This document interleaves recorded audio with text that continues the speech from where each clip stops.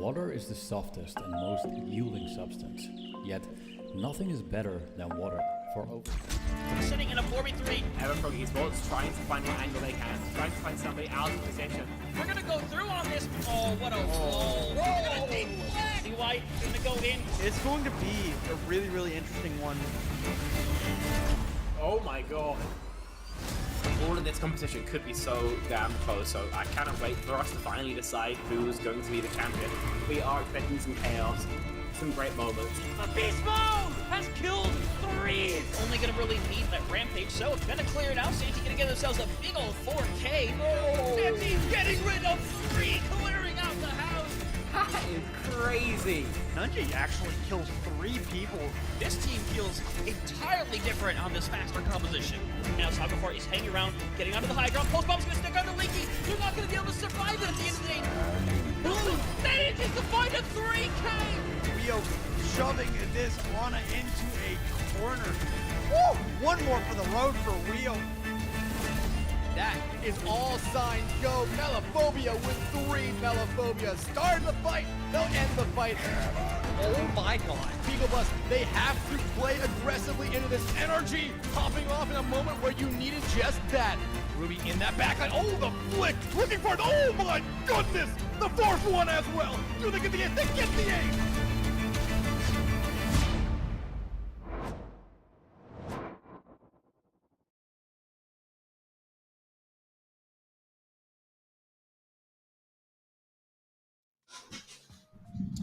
Good evening, everybody. Welcome back. The CGL Season 15 playoffs continue here in the NA Diamond tier. We've got Lunar Eclipse versus Death Blossom in our upper bracket here, Spec. These two teams have solidified themselves easily into the top 4 of this NA Diamond tier. You ready to get this matchup rolling?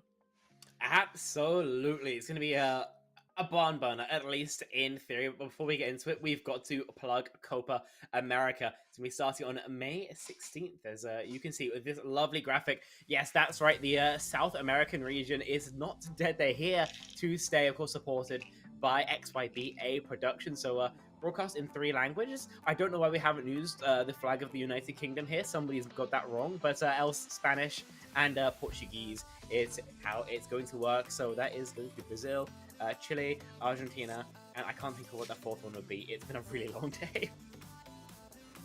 Peru, maybe? That would make sense, wouldn't it? I apologize to who may be watching. I'm literally just stupid. Oh, you know what? We were talking about food a little bit before the cast started. I made some Peruvian spicy chicken last night. Ooh. Oh, I messed up the rice a little bit, but that was gasoline. That sounds actually fantastic. I might steal the recipe from you after that. But no, that's going to be our ad read for that. We'll remind you, though, after the game is done once again, because obviously South America, a region more than deserving of your attention. Obviously, you can see the schedule here. This is missing out a game that I did earlier because Hippie hates me. There's been so much CGL rammed through on this Sunday. Lunar Eclipse v Death Blossom, of course, here. Solar Eclipse v Cuddle Puddle in an hour, and EIG Reapers v Shoebill Nation in about 2 hours. That, in theory, will be happening on this channel unless something goes catastrophically wrong. A lot of action here. If you're a fan of CGL and all the teams we have to show off, then, I mean, you're absolutely eating good today. Or if you just like farming tokens, unless the token bot is broken again, in which case, shout to Headrammer. And, you know, you look at this schedule, you see 2 matches on here from the NA Diamond tier. Of course, ours, Lunar Eclipse, Death Blossom. But that next one, Solar Eclipse versus Cuddle Puddle. You know, we'll get a quick look at our bracket. You can see them both right here happening tonight. So, guaranteed, we will know what our winner's bracket final will look like after the night is over. Interestingly, not a single team that has lost in the NA Diamond tier has picked up a map yet.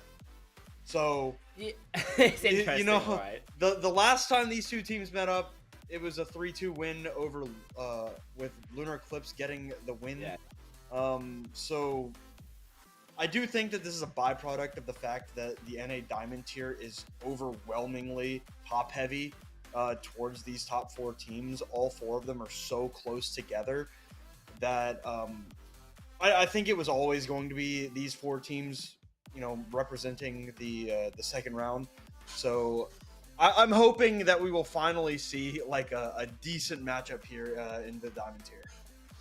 I'd expect so, yeah. Of course, those top 4 teams, I believe, will be competing in this game and the other winners round 2 game. As to where they'll be competing, then we'll see that in a hot second, because we do have the maps ready for you today. Same spiel you've heard all throughout today, same spiel you hear still for the next week or 2. It's going to be Control for map 1, Busan here to be specific. After that, loser picks, loser as well gets that first ban. Here, though, starting off, it's going to be the upper seed, the higher seed, who gets that first pick, first ban. In this case, it's Lunar Eclipse, and they are opening up their ban phase in a moment. As to what you go on Busan, personally, I'd head towards a Ram, because I personally hate playing Brawl or Mecha base. But I think that's generally what you're looking to target. Something really pokey or something really brawly, so that you can play the opposite style on Sanctuary and Mecha base respectively. I think my counterpoint to that is probably going to be the fact that both of these teams are more than likely going to want to run some kind of, you know, fist in the dirt, hard-nosed brawl. You know, it's the Diamond tier, and it'll be Winston, which the Winston was never going to get played, but maybe this is just Lunar Eclipse protecting one of the, you know, proper rush brawl tanks that they might want to play. There are a few options that are decent right now in the Ramatra, Malga.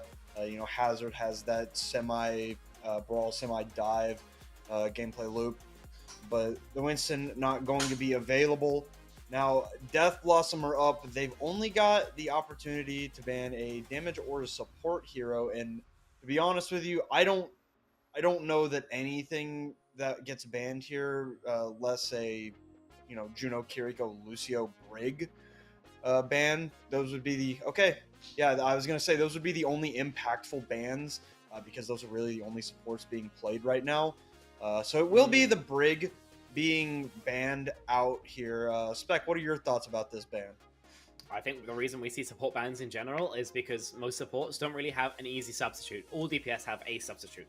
You know, if Cass is banned, you can play Soju. If Soju's banned, you can play Cass. They're different, but they do the same thing, right? Genji's banned, you play Tracer. Tracer's banned, you can play Genji. They're not the same, but they're similar. You know, if you ban out Brig, who's peeling for your flex support? I mean, I guess you can kind of do it with a Lucio, but it's hardly the same, right? You're going to experience so much trouble trying to do the same thing. And so I think that's why we see these support bans come through. Brig specifically here is a pretty effective ban because it targets a lot of Brawl teams. I think especially in you know, current day age, you're either a Brig team or you're a Lucio team. Very rare people can alternate between the other two, and so making, you know, both of these sides, you know, default towards the Lucio or double flex setup early on makes it very easy to come up with some great counters.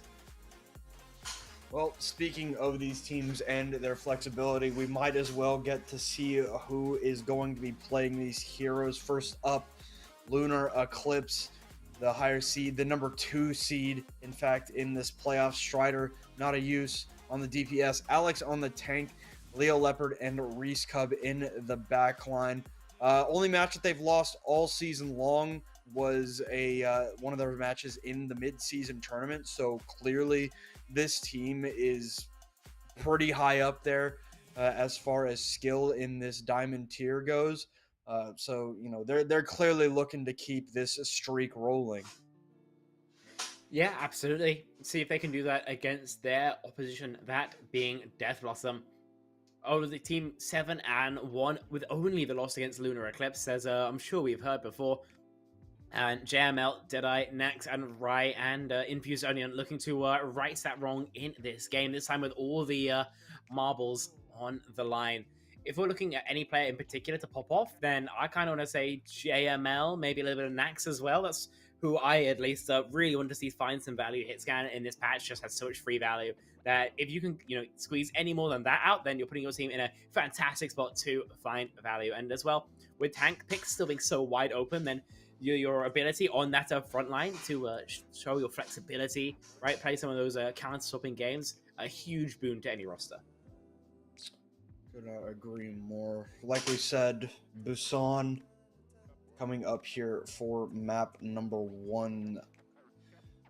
Busan has always kind of, in my eyes, been a pretty flexible map. I don't think the meta is as flexible as it has been in the past for that to really matter. I do think we're just going to see these teams running brawl compositions, whether it's through Ramacha or Mauga. You know, Spec, we've seen Junker Queen. We both know how each other feels about Junker Queen at the moment. She's not great, but in the Diamond tier, it wouldn't surprise me to see Junker Queen. I mean, the advantage of Junker Queen is that if you're not playing to Lucio Curie, you're also free fight win. You know, it's, I'd say, the most consistent fight win. You know, you're up there with like Annihilation. Yeah, those like the two where you just are going to kill everyone with it. Like as long as you EMP? just hit people with it. EMP So, yeah, maybe. EMP requires some sync in maybe your less developed tiers, right? Like at the high echelons, then it's mainly going to be like Orbital Ray, EMP, as you mentioned. Maybe Kitsu, there's no Ray. But here, because you just find some individual value from it, then it's still easier to put your team on your back. Lunar, start off with a bull comp. Double flex means it's pretty pokey. Free scub on the carry, a lot of work to develop on angles to find your own damage. And how much kunai pressure she's putting out is going to be a huge part of how well this comp functions. Death Blossom, Zarya with the Bap Lucio setup. Rai versus Alex is going to be pretty interesting to watch because their Bap historically is going to really struggle against Wrecking Ball of all sorts. So, I mean, how much you can greed those cooldowns is also going to be incredibly impactful here. All right, well, Death Blossom and Lunar Eclipse both opted to go very different directions into this first fight, so it will be Death Blossom on the objective first. Nax getting kind of low. No way to get out of that fight safely. Not a use, no recall, but easily cleansing that fire with a health pack and a very, very fast fight win here for Lunar Eclipse. Yeah, it's a really hard matchup here for Death Blossom. They have to get on a target, probably Leo Leopard, really, really early, else that's going to happen, right? They're going to get out-angled and exploded from every which way. Infuse the Onion, the last member to fall. Guys, we need to cap the point. Okay, it took us a second, but it's going to come through. I wouldn't be surprised if we see Nax instantly moving towards the Diva, but as of now, going to stick on it. Infuse Onion and Rai swap over to Moira Lucio, which has a slight amount more individual survivability, but I don't think it rectifies the overall problem with the comp. Going back around through the far side, roll through from Alex up to 1300 HP, grabs the mega health pack, and slam down on it to this Ashe. Just barely not going to be able to find that kill. The healing coming through. There will be not a use that comes through to finish it off in the end. Fade comes down. Death Blossom actually did end up flipping the point during all of the madness going on. Alex still trying to roll through here. There is Leo Leopard on top of the drum taken down. Deadeye trying to help take care of these last remaining stragglers here for Lunar Eclipse. Minefield called in from the side of Alex, but it's not really going to find much. Not a use did throw out that pulse bomb, but excellent, excellent fight there as Death Blossom continues to tick up. I mean, forcing the flip there, that's early. Okay, we're just killing back and forth. The Tracer Duel, it seems like Notos has a smidge more of those cooldowns, so able to get more than half the cap coming through. We're going to keep on fighting. It's so messy out here, Fletch. Yeah, the respawns are coming through right now, but gotta wait for Nax a little bit slower than Alex is on that Wrecking Ball. Yeah, of course. Bob, almost active. JML can use that to force. Very likely another flip back. Lunar Eclipse need to hit early with this Kunsei rush, but they're giving a lot of rotate for free here. Death Blossom in great position here to convert. Here is the Kitsune rush, but Strider just explodes. Absolutely eviscerated, and they don't even know that Not a Use is there. Nice headshot, but gonna get cleansed by the recall. Not a Use. Doing pretty well. They flip again, Spec. Yeah, we're giving up quite a lot of free flips in a comp that really shouldn't. The Big solo grab. grab onto not a users, that's hateful. That's got to be against the code of conduct here. But it's going to get the job done, traded back, and even though we're taking up an extra couple points of percentage, the fight Bob keeps is going. in. It doesn't even matter what I say. Bob is in on the point as well, so a lot more pressure being put onto this Wrecking Ball than otherwise would be there. Bob doesn't jump out here. Sound barrier invested. They don't want to give up this flip slam down from Alex.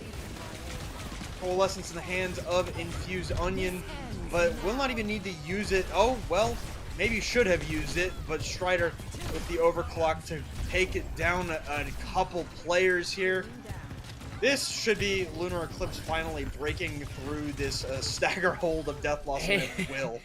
It's been 9,000 years, it feels like, since we last had a proper end to a fight, and because Death Blossom could keep forcing these flips so early on, and Lunar Eclipse still behind in point percentage, even though they have had, feels like, control of the map more often than not. Orbital Ray, obviously, lovely to have in a fight like this. They have the ult advantage, but they haven't been particularly good at punishing these left side rotates from Death Blossom. See if this time is any different. Orbital Ray called upon by Leo Leopard, and Infused Onion tried everything that they could do to keep this fight going with the Coalescence, but one ultimate is just a little bit better than the other, unfortunately. That absolutely true. Pulse not ridden by Nax, but it'll go down all the same. And 99 to 91%. It's incredibly competitive, but surely... Oh, wait, that could have been dirty. Strider almost punished by their own Tracer's movement there, but not a use. Paying it back, the dividends coming through. It will be Lunar Eclipse taking this first submap. There's going to be staggers, but the numbers just do not favor the red team at the moment. Especially now that Infused Onion has gone down there. They continue to bring it through. Rye is back in, but thrown off the point. Yeah, that overtime quick just burns down too quick. I think what we're seeing is that already this game is going to be a bit of a bar fight. Nobody's taking clean fights. People aren't even really thinking in terms of fights. We're just kind of running at each other and seeing who hits more shots. So far, that has been Lunar Eclipse. Death Blossom, though, a little bit more objective filled by dint of actually having a tank who can stand on the objective for more than 12 seconds, right? And so it ends up being pretty close. Will the same thing work out as we maybe start thinking about a mecha base or a city center? Take a look at the stats. 6 deaths for Infused Onion and JML and Nax, in fact. Maybe we could try and conserve our life force for a smidgen longer, and we would be, in fact, in the lead. Are they actually going to roll out on Doomfist? Apparently so. See how this works out into the ball. You can disrupt the rolls, I guess, but it's very cyclical. You get poked out a lot. I haven't seen a proper Doomfist pick in a while, so we'll see if this goes the way of Nax. Death Blossom has successfully made it to the Lunar Eclipse side of the map and found 2 picks in the process. Alex getting disrupted, like you said, the Wrecking Ball trying to roll through a bunch of these players, but it will be Death Blossom with that disruption taking the first flip. Instantly also over to Cassidy to make Nax's life a little bit harder. It's like this player hasn't been bullied enough. The Doom pick so far working out fantastically. Alex, again, under pressure, forced to use all his cooldowns to try and survive, but while he'll be able to, it's not what you're looking for. Infused Onion needs to live, will be able to get away with the help of that orb. The fade comes through, and 2 players dead again. There's going to be some point pressure, but you know Death Blossom is going to be cognizant of that. Yeah, absolutely. Reese Cup, she'll be able to live, at least for now. We'll see how long that lasts for. As this very awkward backline fight is just easy stagger kills for Death Blossom.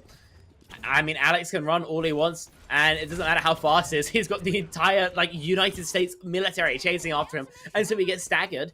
This isn't even on a different wave. This is a different ocean to the rest of his compatriots. Lunar Eclipse got to wait for their Wrecking Ball.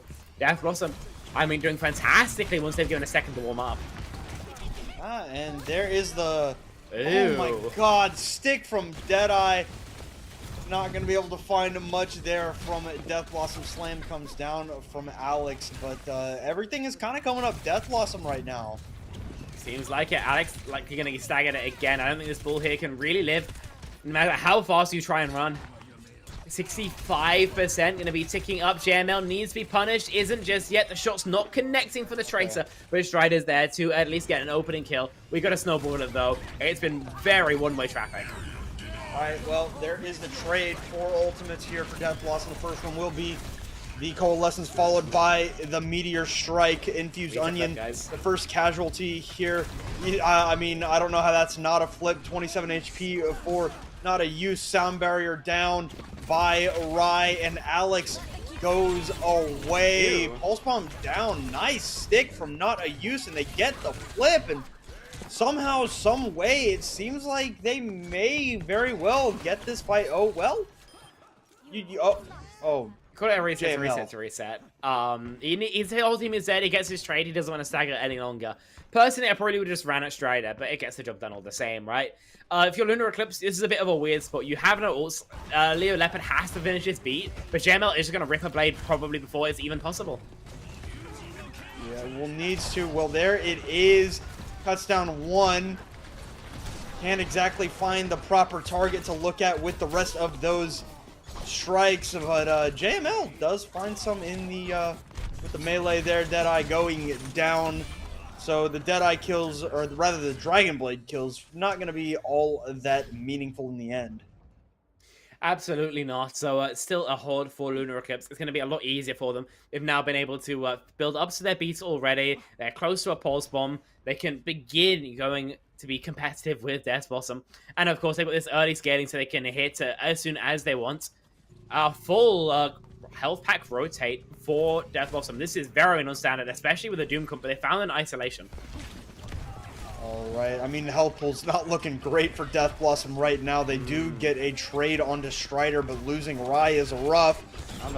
It is rough, but... Oh my god! I saw someone in chat talk about a whiffed pulse or an Ajax. There's your Ajax, man. There's your Ajax, Kong. We show the wheels coming off the bus incredibly early on in our NA Diamond Division. Plenty of pulses have been stuck so far. It seems like we trade the execution of the pulse bombs for maybe lack thereof on the sound barriers. Still fighting the back and forth. Leo Leopard is back. Being able to contribute the Meteor Strike is going to put an end to that pretty quick. Yeah, the minefield is a little bit annoying. Cuts off a little bit of that point that they could be contesting on. But that Meteor Strike did end up getting rid of a lot of them. So, bunch of free space as the touches will continue to try to come through. Alex just a little bit too late. Even up the score here on Downtown does Death Blossom. That was quite something, I think. We're getting a replay of the... Okay, we're getting replays in general. Nice. I was worried about the Ajax. But that was that double kill stick was kind of nuts. Not to use is hitting some praise ones, and here we go. It's a bold decision, okay? With Lucio, you really do learn about exactly when you can rip that ultimate, and unfortunately, 3 people looking at you on 90 HP, probably not one of them.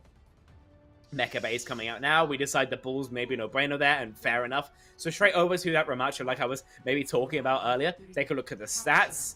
Double-digit deaths for, I believe that is a Rai on Death Blossom's side.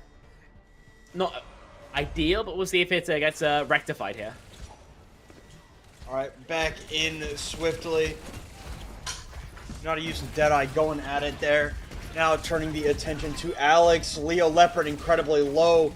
Everybody gets a piece of the Lucio there, and Nax good for a couple more. This Doomfist really paying off right now. Yeah, Strider's got to go back on the Cassidy. I feel like Cass also just so much stronger here than the Ashe. The Ashe just isn't capable of responding to this double flanker style with the Doom. You don't do anything, right? Ashe is great when you're really, really poking, but this comp just isn't designed to do this. Death Blossom are going like as fast as humanly possible and winning off the back of that. I mean, they're getting so active right now that in this little room, there's just so much space for Nax to just throw people into walls constantly, and Death Blossom continue to roll here on Mecha Base. Yeah, things going so well for Death Blossom. It seems like they found their secret source with the Doomfist pick now. Lunar Eclipse, I mean, Zarya, we see the Cassidy. I think this is better. Would it be good? Well, Strider is already dead, so pretty quick answer to that question for the moment, and Death Blossom is just swarming right now. Indeed they are, 50%, and again, one-way traffic entirely. Lunar Eclipse behind on ults, they've had no chance to get any sort of momentum.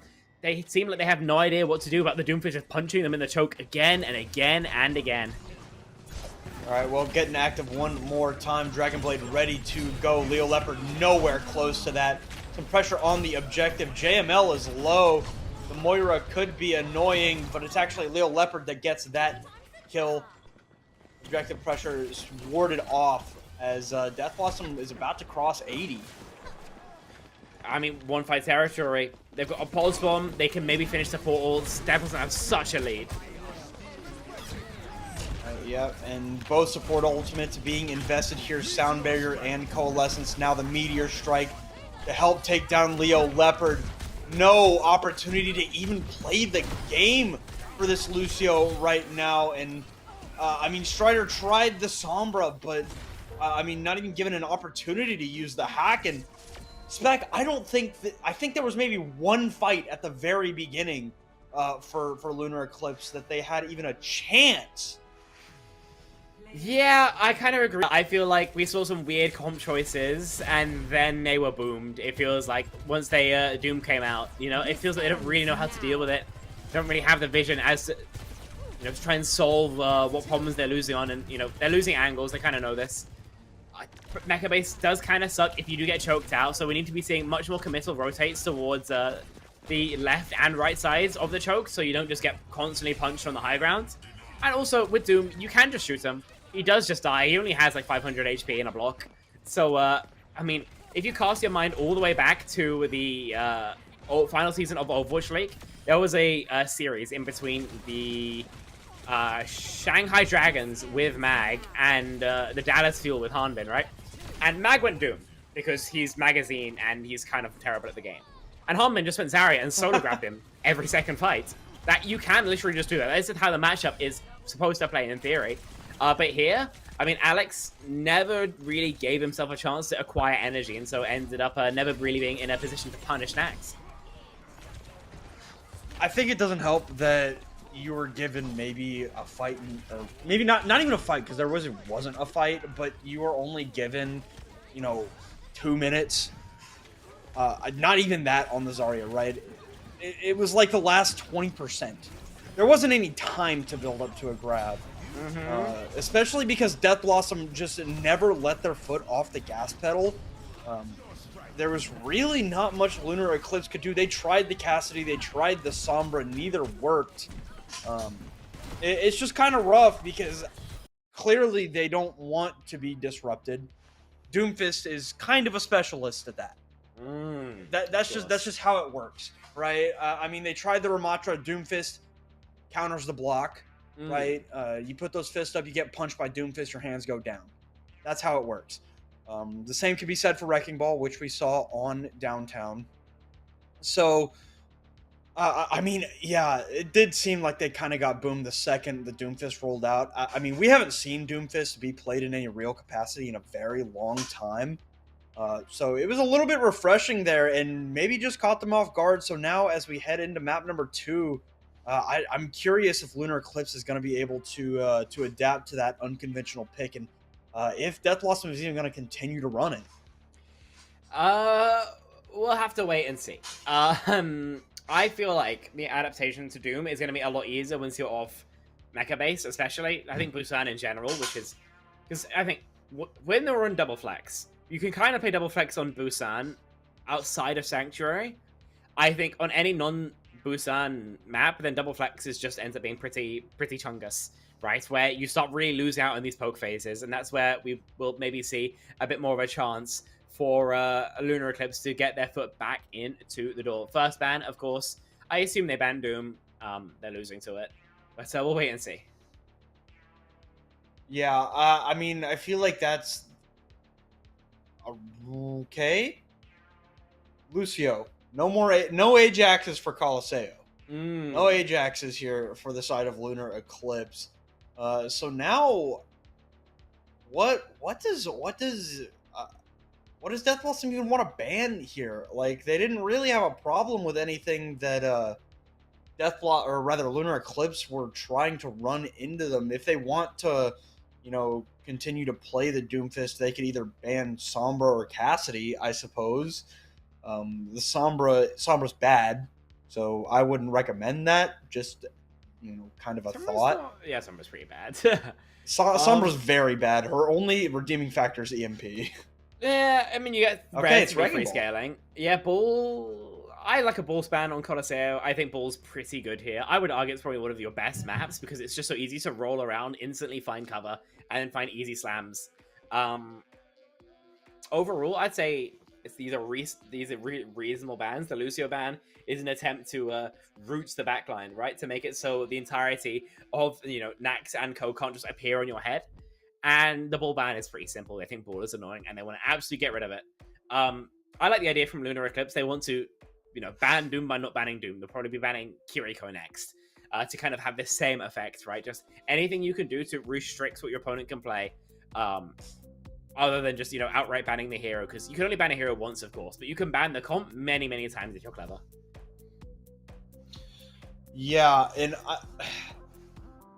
I think it's going to be interesting here as we start to get ready to head into this map. No substitutions, of course. Yeah, I'm not really sure. I think the Doomfist could still work. I think the question of if it can work or not, or if they're going to run it at all, is going to be based off of what Lunar Eclipse are running. Because it kind of felt like it didn't even just feel like it. It definitely just was an adaptation to the Wrecking Ball on Busan. So what I am basing everything off of is, what are they going to run? Okay, it's going to be the Ramatra, which, yeah, Lunar Eclipse is still... Wait. No.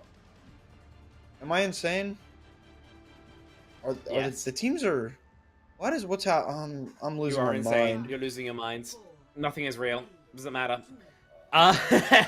Okay, Ram v Doom.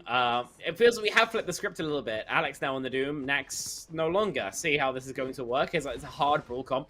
Double flex on the backline. I assume Nosayus and Strider have free access to this. Have to wait and see how it plays out, as both teams will see the others' swaps momentarily. Yeah, I have to assume that this is just their adaptation to the Doom comp, is running a hard counter, and JML is going to feel the effects of that decision by Lunar Eclipse. And that's how you kill a Doomfist, is you just shoot the guy. Alex going down very, very quickly. They're trying to take care of Nax. That Nemesis form, though, keeping them healthy for the Mo. And a little bit of a skirmish on the objective as Death Blossom starts to push. Yeah, so Infused Onion is just so cooked here. Hacks and runs away. Not the start you're looking for. How do you live? Okay, you don't. The answer is you don't live. Punch out on to the Ramatra Nax in Nemesis form now. Gonna force out the Immortality Field as well, but Strider being dead is kind of a pain in the neck for Lunar Eclipse. They're just trying to stall out this objective for as long as they can. Alex, though, able to get rid of Rai with that ult fire, getting away back to the front. Maybe like an actual fight now? Is something actually going to happen, like, team-wise, or is this just still going to be skirmishes between... Okay, an actual fight on the objective. Trades galore continue to roll, trying to take care of the Juno, and Deadeye gonna go down, but of course, Spec, they're still trading. Yeah, of course they are. There's no reason not to. This is NA Diamond after all. Infused Onion goes down to Strider, who's getting closer and closer to that EMP. Meteor Strike, almost a one-shot onto Rai, but he'll be able to survive for a second. Lamp, of course, spent to keep Nax alive, means that it's not there for him. And Lunar Eclipse will be able to find a stop 2 minutes in. They'll be getting their first distance onto the wall. Though they won't be able to threaten for the lead for another fight at the very least. This is going to be a spenny fight. If Strider gets the EMP on time, he can maybe cancel out both DPS thoughts with Death Blossom even. That could be such a huge swing in this battle. 90% getting very, very close to that. There's the Annihilation, and the pick onto not a use is excellent. 2 players down, now 3 in the dirt for Death Blossom. A great fight for them as they push back toward their barrier. Yeah. I mean, easy as pie from they use one ult, and they get to free walk in. Lunar Eclipse don't have a response. see if they have any different ideas as we look for an engage now. Here is the EMP, lands onto 5. Strider does go down, but it feels like the damage has already been done. Nax, J-Mill, and Deadeye all so very low, all cleaned up by Alex. And yeah, that's what we were talking about when we said EMP was a strong ultimate last map. You EMP 5 people, you win. It's not that hard, apparently. Lunar Eclipse double support as well in this next fight. They probably can even try and bring the Brawl to Death Blossom. And with the power of the Orbital Ray, you know, with the Rally as well, they can probably win it. Some questionable positioning, though, means that they're not looking for that so far. JML, under the dive. Yep, needs some help, does not receive it. Alex looking for the engage, gonna find some great shots. Need to get rid of this Juno-infused Onion, just refuses to be an easy kill, does end up getting taken down. Both supports dead at the hand of Strider. Will be another fight win. They're gonna get very, very close to getting this lead. That they are, and I believe they can even get it as long as Lunar Eclipse use one of their ults to stall for basically any time whatsoever. Very aggro here is Alex, wanting to fight them before they actually get a chance to assail, and yeah, that's going to be lead flips already. Forward spawns now threatened. Alright, halfway through this map, JML switches over to the Sojourn and promptly goes down. We see the touch now, just right before that objective is captured. Meteor Strike won't find a whole hell of a lot there. Now, oh, was that a... No way, Infuse Yeah, that was a Ajax. Yeah. This is the second Ajax we've had so far in the series. Ray probably was a bit of an overspend, but considering it helps you clutch out that 2v2, I really don't mind. The issue now for me is, what do you do? Well, for us this point, right? Because your team... Okay, they will be here in time. They will be able to reach it. You're down your Doom, but he'll be back in a second as well. You get that butt scratch out of the way. So you do have to fight on some relatively awkward, you know, points of map. In theory, most of the bridges are controlled by Death Blossom, who also have, you know, Window, Annihilation. You're totally skinned until this EMP comes in line. But it's not the end of the world here for Lunar Eclipse at all. Here is Annihilation EMP, this time only landing on 2 players, but it won't be enough. I thought it could be, but a great peel there. But Alex is able to get rid of a couple on his own. No block this time as Nax comes in for that kill. Nice little kill there from Deadeye. Yeah, same reaction just about, but Death Blossom finally getting the bot going back their direction. Yeah, I mean, we try and trade backlines. Death Blossom does it more effectively, and using the Annihilation v the EMP, they're pretty happy with that as well, because Ram actually gets neutral value. Walking back up, by the looks of things, also these sidelines very much favor Lunar Eclipse. I want to see how they use this rally. Hopefully something aggressive to take the fight to Death Blossom. Or Strider in the back line. Cleanse out, hack on it to Deadeye, gets that recall off. And yeah, Alex just kind of stared right down at the barrel. So did Nada use JML masterfully playing around that Amp Matrix. Indeed. And so now we're getting much, much closer to taking the lead. Forward spawns will come through, and so there will be a recontest at least for Lunar Eclipse. No Strider though, a huge problem. Full spawn goes wide for Nada use as well. Alex investing the Meteor Strike. Here is the overclock. Answered by the rally, but Reese Cub dies as soon as that button is pressed. Now it's just Alex, and the checkpoint will belong. Death Blossom, 3 minutes on the clock. Cataclysmic fight for Lunar Eclipse, where we spend a couple check marks and get literally nothing from it. I mean, we rally like 10 seconds almost too late, in my opinion, from Reese Cub. I mean, Alex is here to recontest, but what are you actually supposed to do? That. Fair enough. Leo Leopard helping to take down GML with those torpedoes. The Virus going to be able to burn down Deadeye after Deadeye wins that Tracer duel. Strider has just decided to take this fight into their own hands, and they will not relinquish the lead just yet. The Annihilation investment is nuts. Nax is just not going to get anything there but Reese Cub.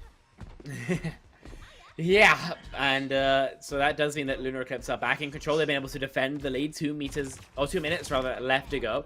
And about 11 meters are going to be separating these two teams. EMP for this next fight is nice and maybe ready for that final. Lunar Eclipse are in very decent shape, actually, to tie this series up 1-1. All right, 2 minutes now. Kitsune Rush called in from the side of Death Blossom. They're just going to walk away from it, though, which is the right way to do that. Now, the EMP landing onto 3, a little bit more impactful now that you get Infused Onion out of the way. Very, very good fight. It was a little bit expensive, but it got the job done. Yeah, so like I said, they spend the EMP, they get the fight, and we decide to Doom Mirror. Very late for this, considering you're behind on ults. You best hope the execution is massively the gap, because you're missing Meteor Strike, Pulse Bomb, Rally coming online as well. Lunar Eclipse a huge lead here as we head into what could be even Final Fight territory. Max hacked cleanse, but wow, those supports are very, very low for Death Blossom. The orbital ray called in from Leo Leopard, going to assist with the fight, even posthumously.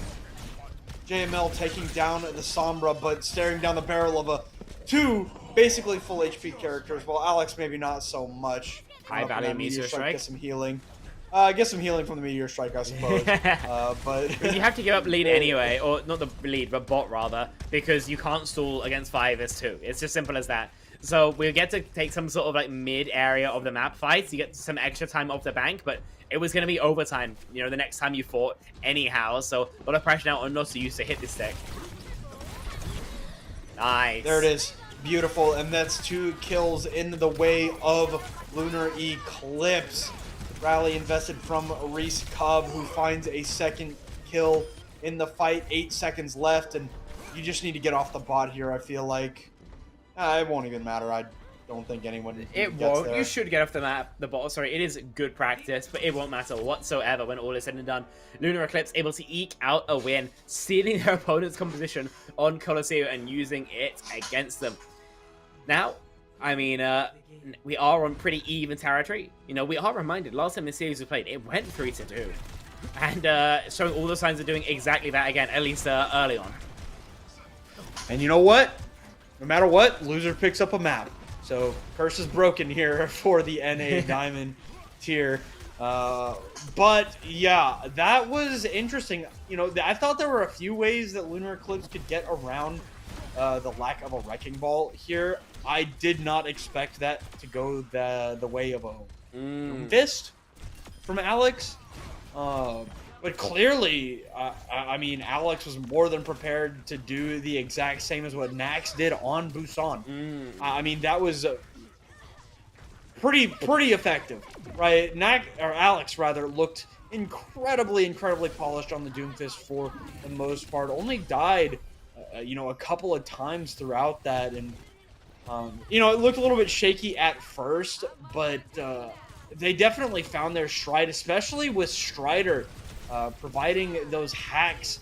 You know, we talked about Sombra not being the greatest, but It was good. Strider wasn't right?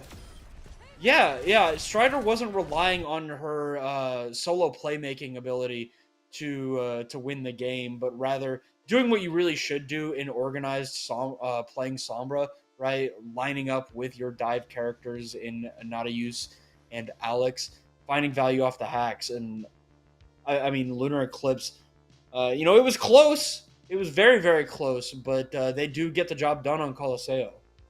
Yeah, we'll go to a short break, and when we return, we will have the next map in this series. It seems to be a banger, so stay tuned, because the action not going anywhere else. So we'll be back in a little bit.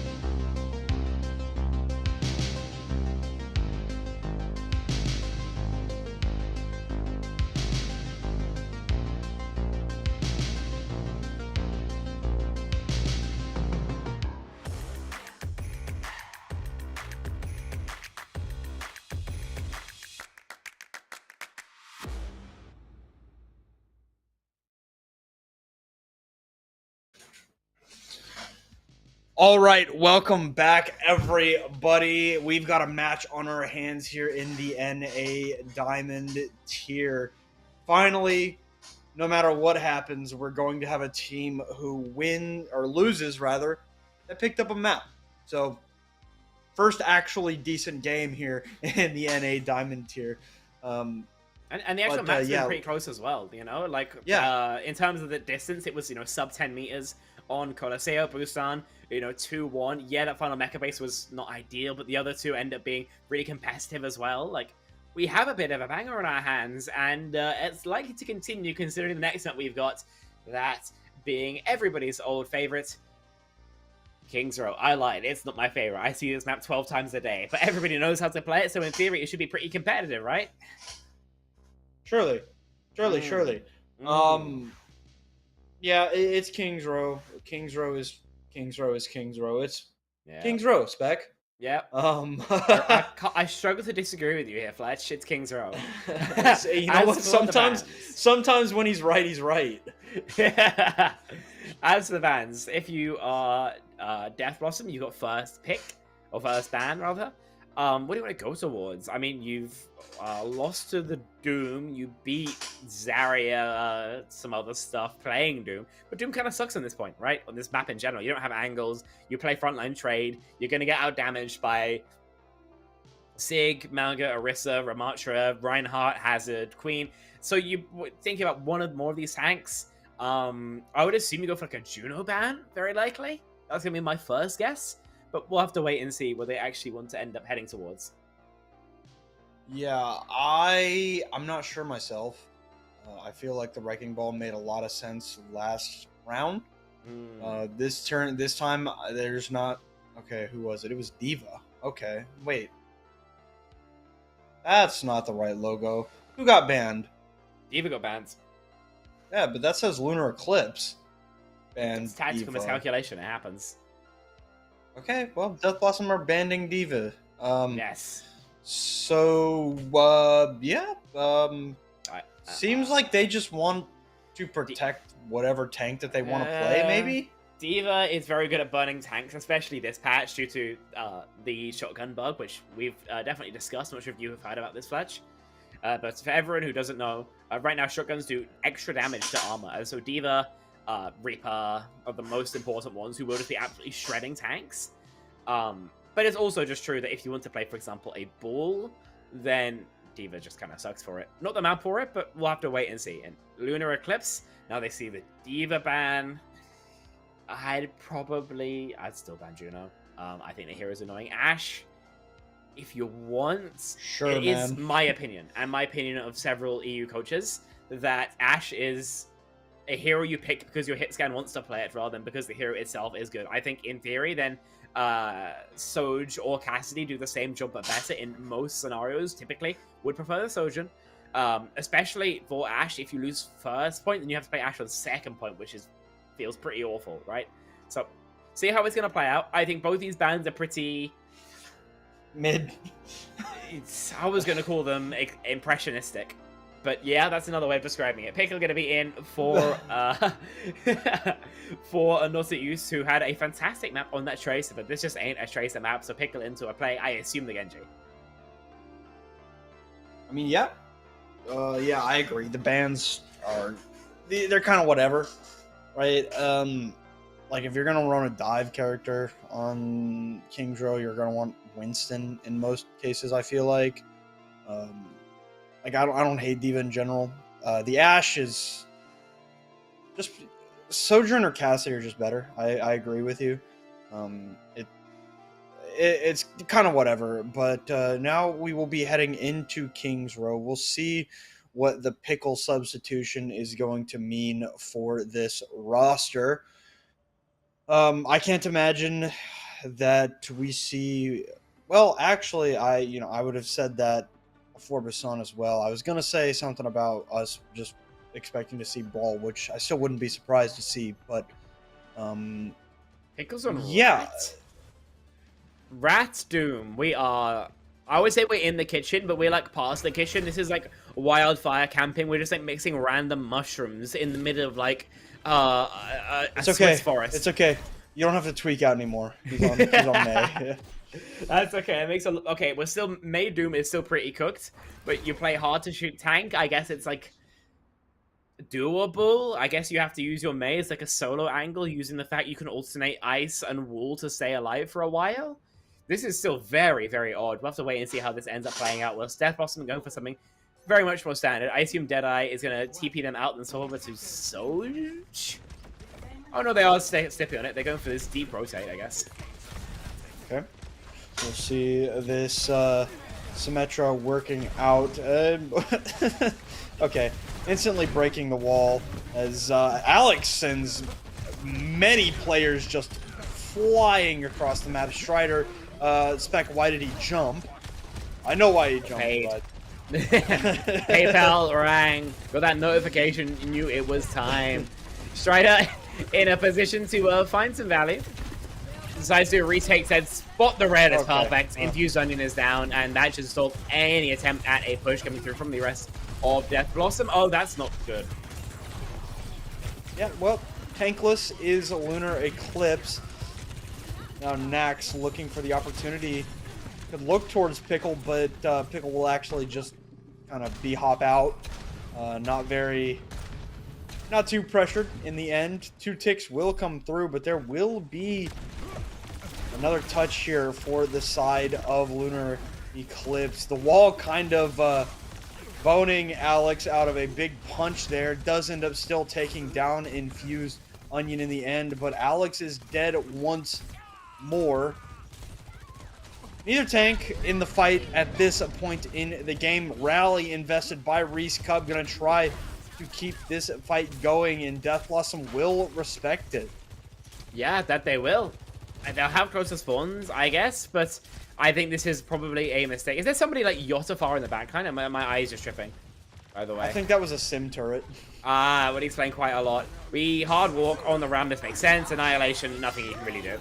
Well, Annihilation, Rocket Barrage invested. JML does go down as a result of the Pickle Blizzard, and they're investing continually into this, and Strider does end up going down. It's just Alex left. It will be a fight win for Death Blossom in the end. They're going to have about 4 minutes to roll through B now.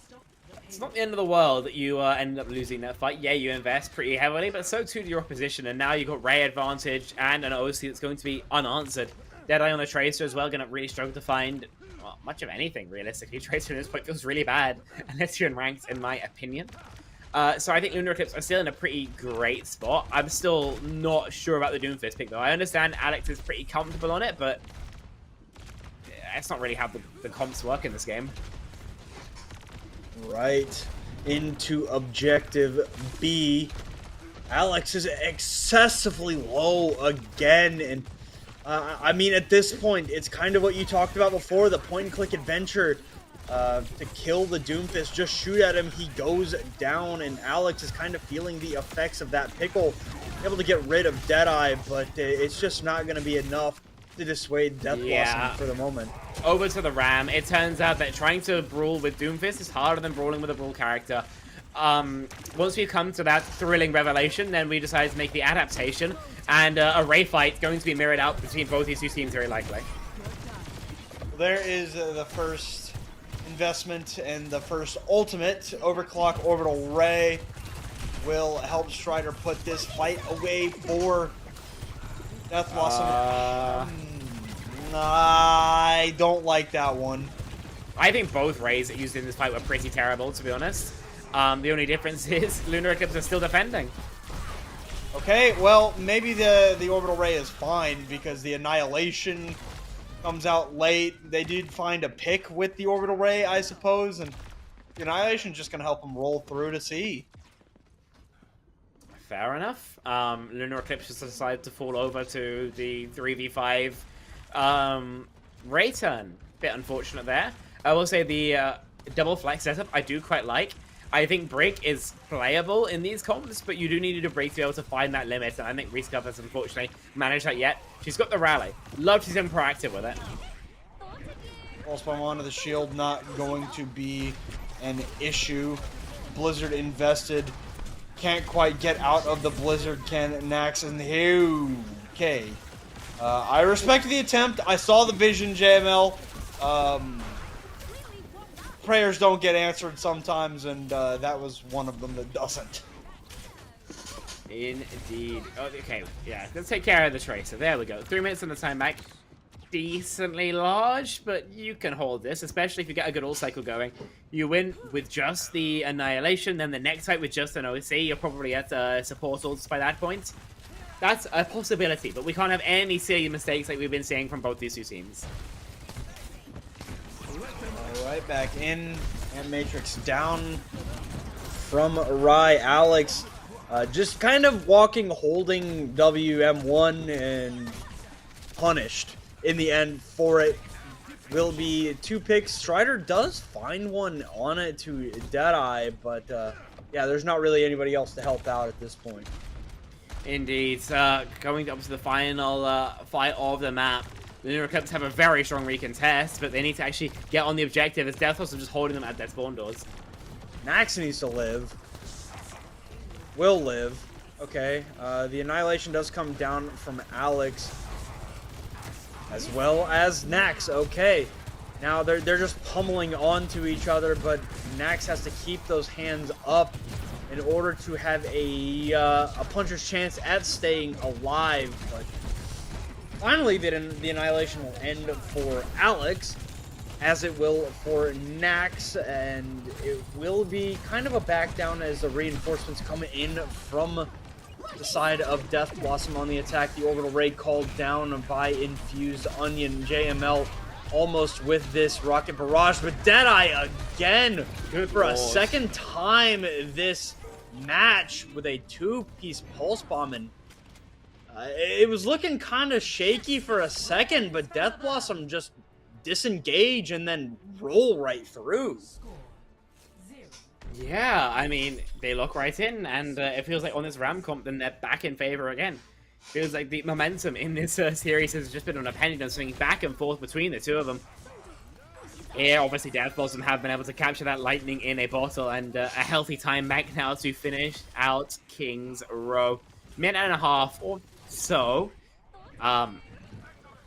Meaning that, listen, if you are Lunar Eclipse, you've got an uphill battle if you want to try and equalize. I don't think we're really seeing the right choices being made for them. They just look really uncomfortable on this Ram, and I wish there was a way to play something else in King's Row, but unfortunately, the map kind of forces you into a brawl mirror a lot of the time, and Death Blossom seems so much more comfortable in that. No way. They saw how well that this comp worked out for Lunar Eclipse on the first round and decided, let's try it for ourselves, huh? It's gonna be a Doomfist out from Nax. I don't know that I like it all that much, but you know what? If Alex walks out on Doomfist, I can't be mad at Nax either, I suppose. Alex has 7 deaths. That's not what you love to see. Just basically being hard bullied. And the comp that we're seeing out of Death Blossom, not designed to hard bully tank as well. So off the Doomfist, we've got to see Alex step up a little bit. But now he's just back onto the hero. Decides that, you know, what he knows best is probably for the best. And in a Doom mirror now for the first time since, what, like Overwatch 2 launched? We'll see how it goes. Well, hard engage there from JML, throws up the deflect. They will be losing out on Reese Cup here early. Nax and Deadeye both very low, need to live. Nax gets into the bookstore at the front. I mean, you just got a Widowmaker free firing from the window and you decide to take a fight right in the choke. Doesn't seem conducive to an effective fight strategy. It hasn't worked out for them, I'll put it that way. Strider gets some easy body shots, and it's going to be first point unlocked. Lightning fast Strider, of course, continues to convert. Lunar Eclipse, unfortunately, get all your kills on your Widowmaker. 80% infra sight, it turns out, isn't crazy useful for much other than that. If you're Death Blossom, though, you also have nothing at all. So it's going to be another dry fight. Also, the economy is growing like the UK's right now, which is to say not at all. If you are defending, if you're Death Blossom, I mean, JML needs to headshot somebody. A Widow Jewel, what is happening with these comms? You know what? I've kind of come to the realization that I don't think we're ever gonna understand it. So let's just Watch the view fireworks. as the gauge comes through. Alex, good for a couple early in the fight. There are a couple of players behind them right now, but yeah, the Widowmaker not gonna be able to find much now, all alone. Indeed. Leopard, an exit frag onto Deadeye. And so Lunar Eclipse, if it turns out you can just go Doomfist and just start winning. It takes a bit of a change up in terms of the approach. You know, no longer playing for any sort of like brawl style. Oh, what a fight from Strider. Yeah, JML comes up, goes down. Slam gonna come through from neck, gets a little bit of that over health. But with Rai being dead, I mean, nothing is going the way of Death Blossom right now. Just getting thoroughly outclassed on this composition. Indeed. Orissa's account. Leo Leopard just dies to the Widow. Okay, you get the trade at least.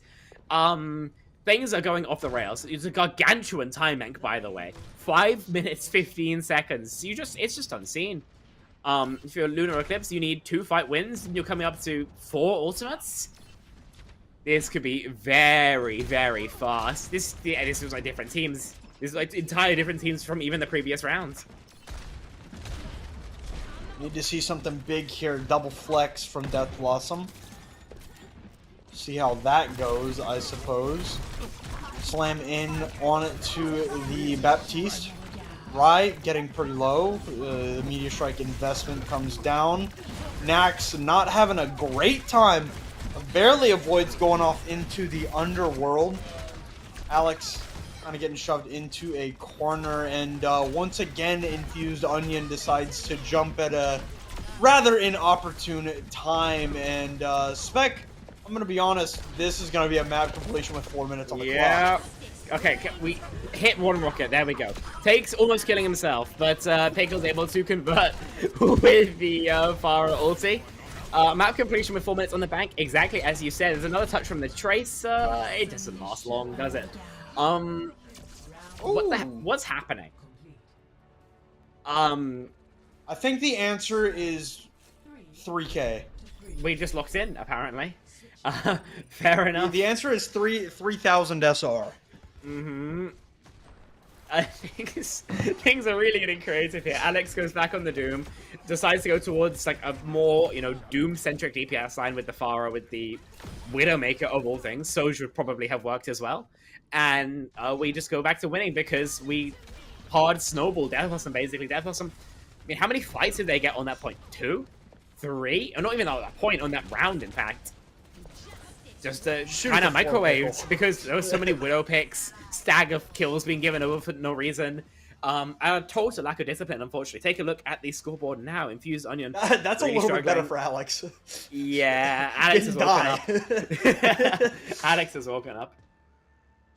Yeah, didn't die once that round. You mentioned the 7 deaths at the end of the first, and going into the second, and now the third, didn't die. So, a little bit better. Okay, Lunar Eclipse start on the defense here. They've now found their comp, so we'll see if their defense is going to be more of the vein of their offense, or more like the opening round of King's Row. Spawn Peak from JML. Who's going to die to the Widowmaker? Actually, it's a nice idea to pull him up into the body shot. Headshot would have been nicer, obviously, but that's just execution difference. We've given up all of our map control. Right, onto the high ground goes Death Blossom. I mean, if they can get rid of Alex, that'd be awesome. Alex actually goes down to the point and is going to continue to fight without the luxury of HP. Does decide to finally disengage, teleport up onto the high ground from Death Blossom again. 2 picks. A defined win condition here. Complete whiff on the punch. Goes right through the Red Sea. Deadeye goes down to the turrets, and this will be a capture in the end here for Death Blossom.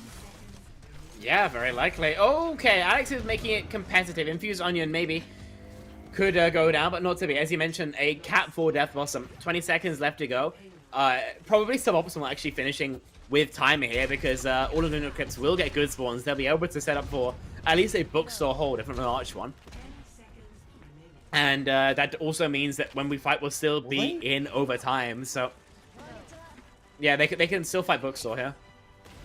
Yeah, I was thinking about the arch hold, but no, it will be a touch, but it's not really much of a fight at this point, as the rest of Lunar Eclipse is a little bit further behind. Meteor Strike in from Alex, gonna try to find something. Nothing going. That Empowered Punch ready to go. Gonna use it to punch Nax into the wall. Annihilation on the verge of entering. Need to touch the point. Okay, Kitsune Rush helps get back before that overtime. Wick burns it down. The Doomfist proving to be a kind of a nightmare for the touching, but not really so much in the way of kills, as the Annihilation helps to keep Death Blossom rolling around the bookstore. I mean, you know, silver lining, you get two pretty big ults out. Your ults are coming closer, but the fact you don't have them yet is still a huge issue. Rally fight isn't a bad idea, but you need somebody to mark JML. You know, without keeping tabs on the far, this barrage could be absolutely terrifying, as of course the moving barrage perk is just nuts. Lunar Eclipse in a bit of a weird spot here. You can't let the cog go really any further than this, otherwise your own time bank is going to begin to be much less of a boon. Alright, engagement onto the high ground. Infused Onion just going to teleport away. Rally out, gonna stun up Nax. Now Rocket Barrage, but for the second time we've seen a moving Rocket Barrage. Oh my god! Yep, another Ajax. Barrage pop from Pickle, and that should be it.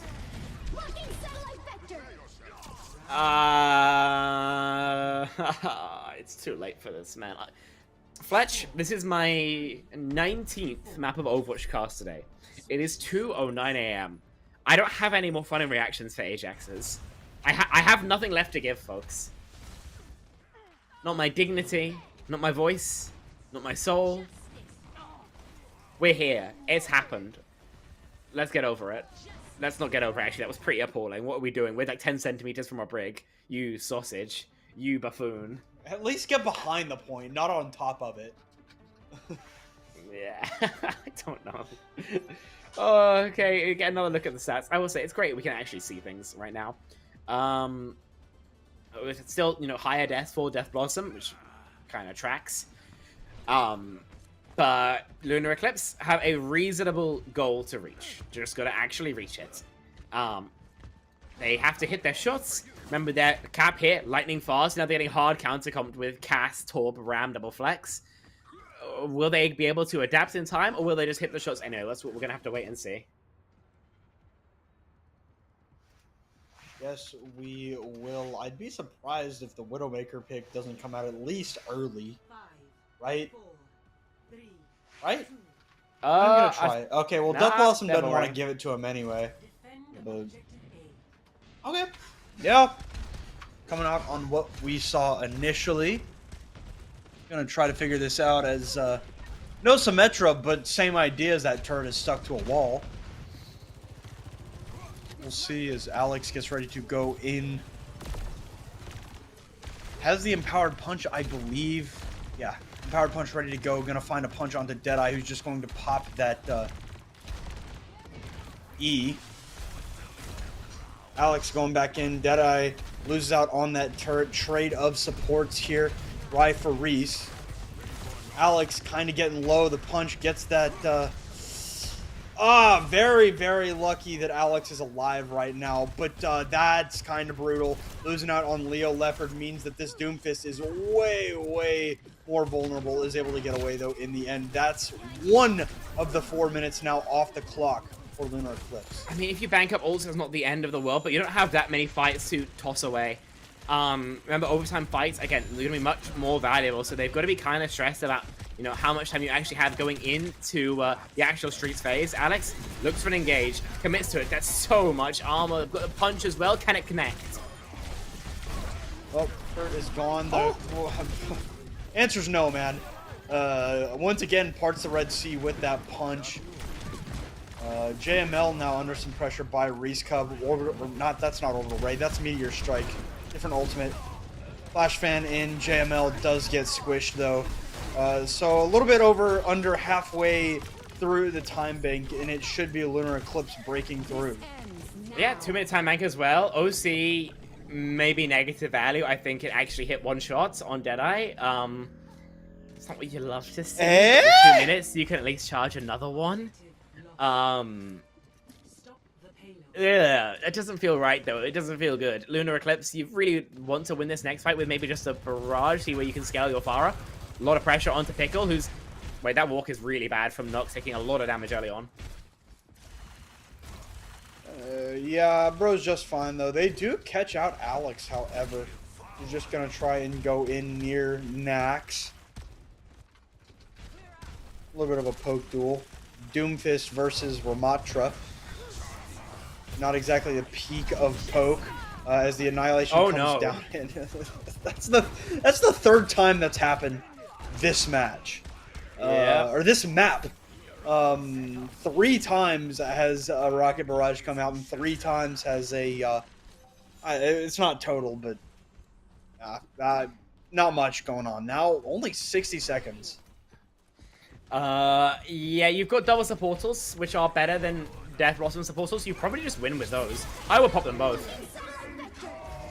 Well, here's the Orbital Ray. The Molten Core is going to be really, really annoying because the Orbital Ray is just rolling right through it. Now the Amp Matrix comes down and the Orbital Ray is all but useless. That was a perfect Molten Core by Deadeye. I would love to see the rally pops as well, actually, there from Reese Cup. A little bit of added survivability. Maybe would have been the golden ticket there, but instead, heading into 30 seconds of fight, you've only got really a rally. You could slow play towards that OC. Not a perfect spot.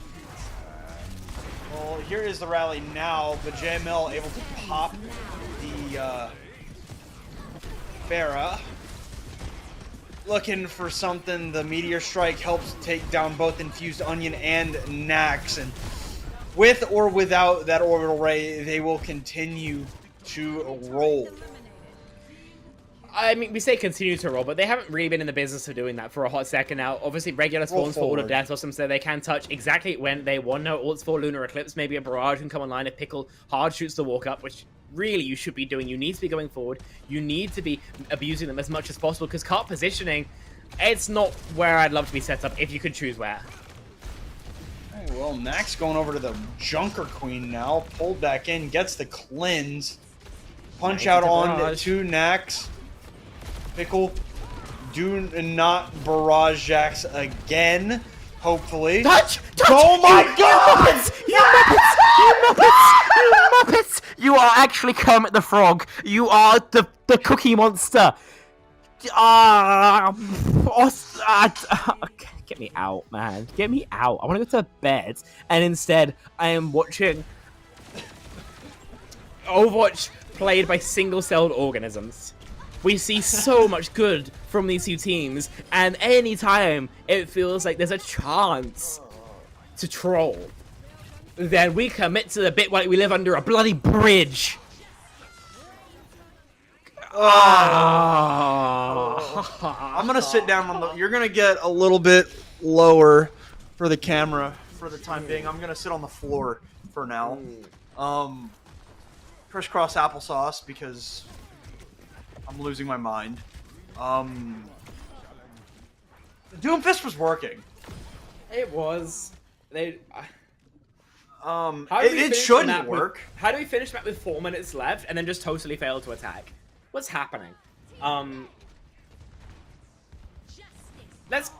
we can't go to a break. We've got another map after this. Oh, fiddlesticks. I'm coming up with all the non-swear words I can to keep this broadcast safe because Hippie hasn't told me I can be mean. But, like, this is just ridiculous.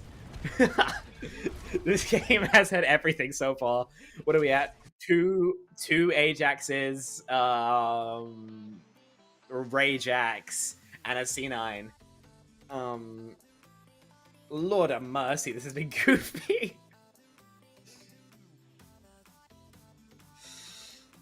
Oh my. Okay. Getting back up in my chair now. Not for free. God. Fletch just phases in from out of Hanamura. Oh man, I don't have anything to say right now. I'm like, it's late for you, so you have an excuse. I just don't know what's going on. I don't know what's going on, man. I feel like I feel like somebody's like spiked the punch. Like, this is just ridiculous gameplay happening right now. It feels like I'm dreaming, but I'm unfortunately still lucid, or something approximating it at least. Listen, it's gonna be Lunar Eclipse's map pick. They've got their ban as well. I'm gonna go right and spoil it. They're going to head towards Suravasa. I have no idea what they're gonna ban. I have no idea what they're going to ban, because every one of these bans have baffled and confounded me. I only assume that's going to continue as well, because this map pick, I'm not going to say it's the same as King's Row, but like, it's very standard, right? It's not where you want to turn things around. It's just like go play Overwatch, basically. It's got standard angles, no real elevation, no super long sight lines. They decide to ban... I couldn't read that because I'm a bit slow. Freya... Oh no, Freya's just off. I'm silly. Juno. Oh, fair enough. Juno's an annoying hero who wants to deal with Juno. Just force some like Kiri stuff. I think it kind of makes sense. Oh man, I'm kind of. You're so real for that. You're so real for that. I'm still at a loss right now, man. Yeah, the bans have kind of been whatever today. We'll see how this one's gonna shake out once both teams get the ban through. Ramatra banned by Lunar Eclipse. Not a bit surprising, because Ramatra's kind of been all that or rather Death Blossom has been willing to play. So outside of the Doomfist that we saw on the first map, it's been all Ramatra. So not surprising there. Ramatra's still a strong, inconsistent option on Suravasa. I can't even begin to fathom what Death Blossom might be trying to ban here. We shall see. Oh, it's Juno. Okay. Yeah, I mean... I remember that. Yeah. Ram and Juno are both pretty strong. It feels like banning them both is somewhat self-defeating. They kind of end up being played in the same spots, the same comps, but I guess everyone wants to play like Arisa Kiri meta. What am I saying? They're gonna Doom Mirror. Like, let's keep it 100. They're gonna Doom Mirror. I mean, that probably might happen. I mean, at this point, I'm kind of in a fog. I can't really see more than 3 feet ahead of me. So, I get it so much. I'm like the Mr. Krabs meme where he's just looking around. I don't know what's happening right now. So Juno Ram substitution, not a use coming back into the lineup for Lunar Eclipse. I guess we'll just have to see, because I don't have the answers, Spec. I don't have some profound insight to provide at this point in time. I will say... Yeah, I got nothing for you. Why the... I will say I think there's a decent chance we could see a Junker Queen out of one of these teams. Specifically Death Blossom. I think Junker Queen is probably a likely candidate to be picked if we don't see a Doom Mirror. I think Doom Mirror is probably the most likely thing that we see. But Suravasa has always been kind of the strongest place to play Junker Queen. And if they don't want to Doom Mirror because they've lost that Doom Mirror before, it wouldn't surprise me. It's not going to be a Doom Mirror because Wrecking Ball's back on the table. So that's not surprising either, and I think Death Blossom might realize that, so going to try and... That is so annoying. Good lord. What is that? What in God's name is that? I can't tell who's doing it. I think it's Lucio. How does he do that? Better yet, why does he do that? They're just spamming a voice line. Much like Sway, I don't have the answers. But you know who does? The 10 players in the server. That battle's about to start now. Back to Ball versus something that I guess people might play occasionally. Lunar Eclipse versus Death Blossom begins on Surabasa. Yep, it certainly does, as the fight begins on the objective. Infused Onion forced to use that fade earlier than they would have liked, but not a use comes in, gets rid of the one. And yeah, that's going to be excellent execution there by Lunar Eclipse. That it will. That's about as fast as can be. Alex has an incredibly easy time mopping up those remaining members. And it feels like back on the ball, then they're back to winning ways. Death Blossom, a lot of work to do to disrupt these ball cycles. I mean, you've got boops from Rye, pulls from Nax. That's all you can really do. There's some Alex from, you know, basically doing whatever the hell he wants. That's not all that much. So Lunar Eclipse, I think, definitely on the front foot for the first time in a hot second, it feels like. All right, roll through going to come in, slam down onto JML, who needs a lot of help. Does not get enough, unfortunately. The roll going to come back through across the point instantly. Flip comes through, and Spec, this is exactly what we saw on Busan, where Lunar Eclipse just kind of forgets about the objective at times, but it should be a fight win for them in the end. Yeah, it will be. 20% flips, as you mentioned, exactly what we saw on that map number 1, but on Flashpoint, it really don't matter. I mean, 60% left to go. Actually, it will matter because it means there's a touch for Death Blossom. There'll be another touch. It's going to be not amazing because you're walking into Minefield, Kitsune Rush, Pulse Bomb. But the fact you'll be able to get it started means that if you hit like a railgun, you hit a one-shot on Genji, then you still have a good chance. Keeping these players healthy as they can are Infused Onion and Rye. But JML opens up this fight with a decapitation on it to not a use. The Minefield claims the life of the Doomfist, and unfortunately Deadeye cannot get back up the wall fast enough to get another touch. Afforded them another opportunity, did that flip, but it does not pay out in the end. Yeah, that it will not. I mean, you only spend Mind's Pulse, you're like so fine with that. You both toss both those ults out whenever the hell you want, and yeah, your opponents don't spend a thing, but as long as nobody dies in the rotate fight, and it doesn't seem like it will, then it's still Lunar Eclipse who are very, very comfortable. Here is the Coalescence. Strider under a lot of pressure at the hands of that ultimate. Only 35 HP in the bank. Gets some healing on the go, and still trying to slide around this point, but that early Coalescence kind of left Strider in a very, very poor position to do anything meaningful in that fight. Indeed. The fight's still ongoing, but Alex will be cleaned up by Dead. I believe the first death of his off the map. And first Capricorn is going towards Death Blossom. It'll be pretty hard to unroot them with the sound barrier now active. Very hard to get onto any real target. Lunar Eclipse. I think the big question is, how does Alex actually want to be able to pressure people on the high ground? Roll through is kind of awkward. No real chance to swing up. See how that goes. Okay.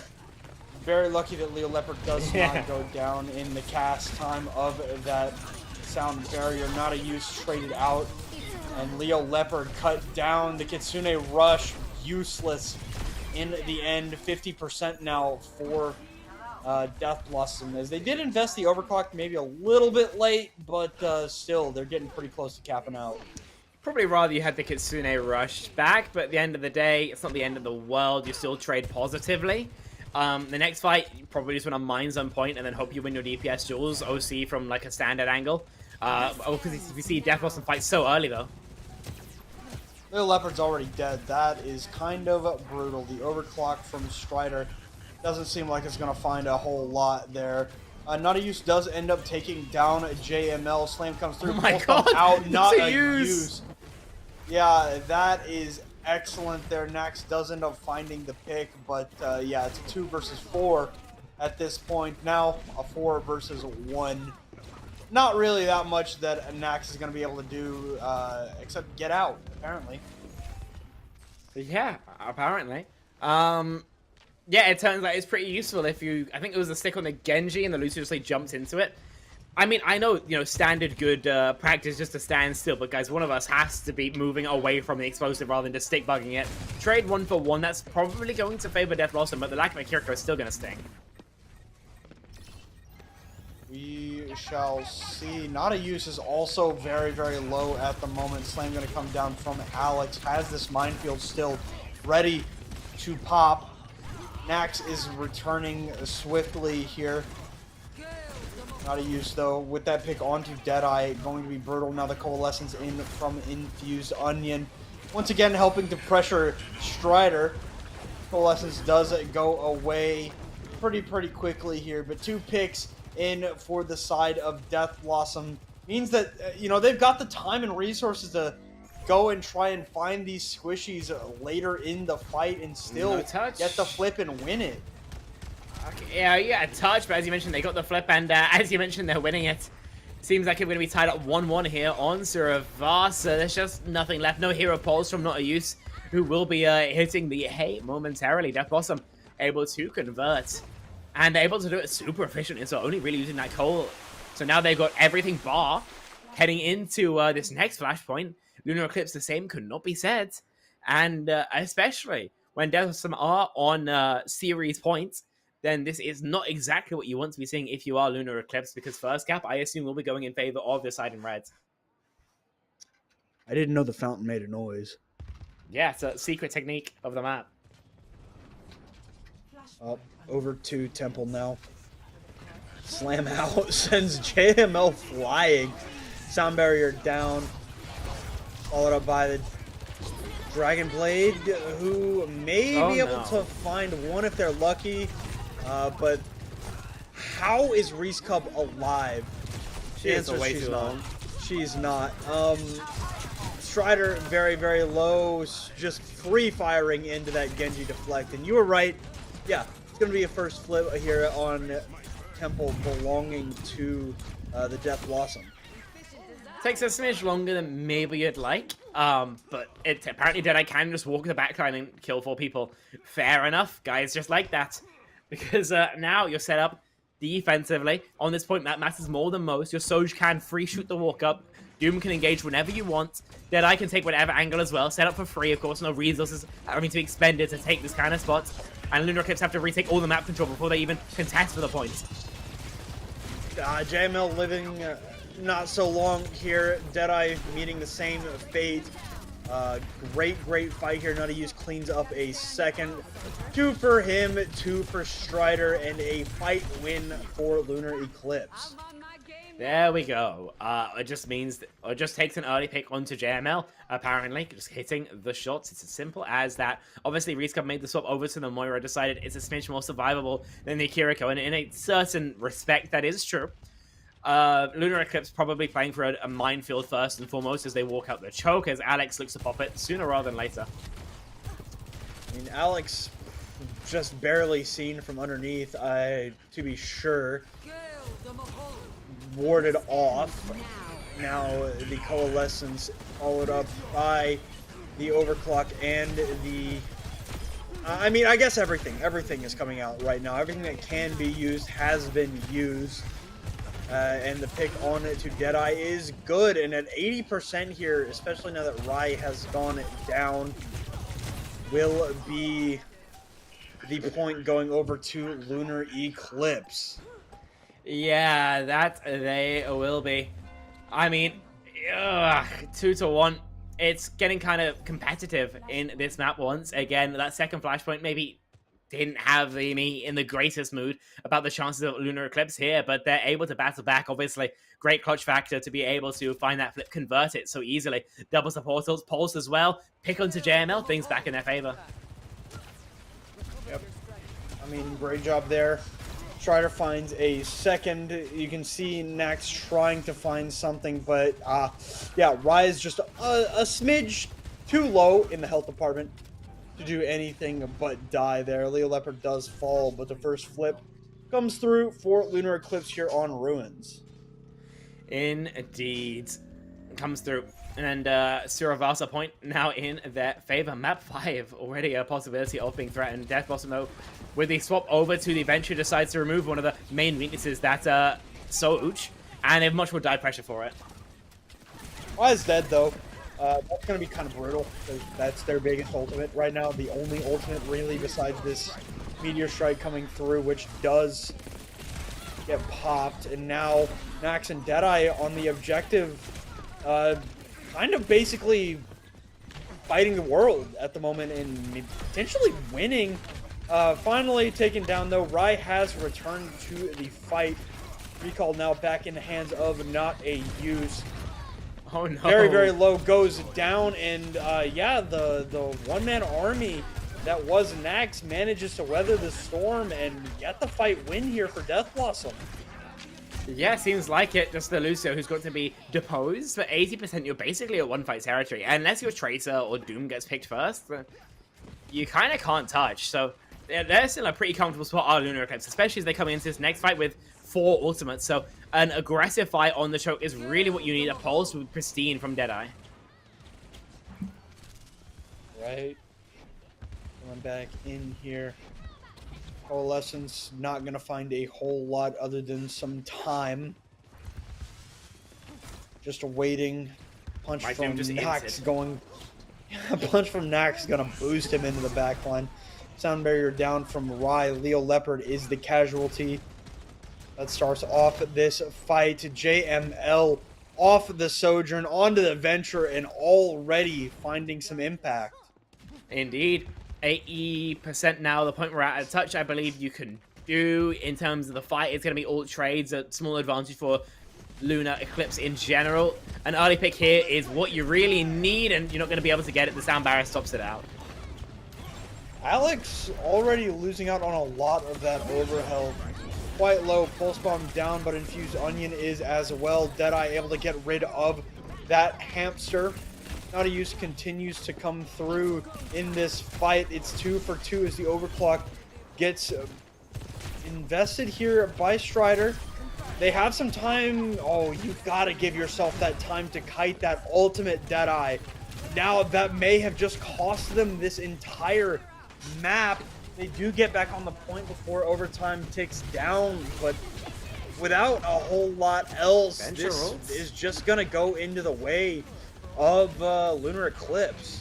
Yeah, seems like it. Just isn't enough people who can stay alive. They are getting a couple kills. It's kind of 3v2 right now, but tank advantage is so prevalent. Things still going back and forth, but Lunar Eclipse surely will be taking Suravasa. Still just 2 players on the cart, but the respawn's so much better for the side in blue. And there we go, folks. We're going to do anything else. We're going to map number 5. I mean, you talk about the diamond tier, you talk about, you know, parity between the top teams, right? They're all so close in skill, right? Cuddle Puddle, Death Blossom, both Lunar and Solar Eclipse. I mean, all 4 of those teams are like neck and neck with it, and I mean, this match perfectly exemplifies it right now. Second time in a row, these 2 teams have gone to a 5th map, right? And it's nice to have a diamond tier where there's actual competition for once. I mean, compared to the, what was it, 5, 6 3-0s we've had previously, then yeah, I think that's definitely a pretty safe sentiment to have. Okay, so it was the Genji who got stuck, and we don't kind of do anything but run into our Lucio. It's a bit unfortunate. I think this win for Lunar Eclipse, I got to chalk it up to Not Use just being back on Tracer, right? Fantastic gameplay, fantastic output overall from the FDPS player. And because of that Death Blossom, not closing out that series just yet. Do you know what's crazy? What? Lunar Eclipse wins this series if they don't get off the point. Yep. On King's Row. Yeah, I get it. Like, it's getting very late. I mean, the Doomfist was working for a moment early, right? Disrupting the Wrecking Ball, but they've learned, they've overcome, they've adapted, even with, you know, a comp that should get countered. So now, as we head into our final break of this series, it's going to be very, very interesting. It's going to be I believe, an escort map to close us out. The only one left on the board. So we'll just have to see. You know, these 2 teams, we've talked about it, very, very close in skill. Which team comes out on top? At this point, I really can't tell you. So stick around. The answer is only going to come if you do.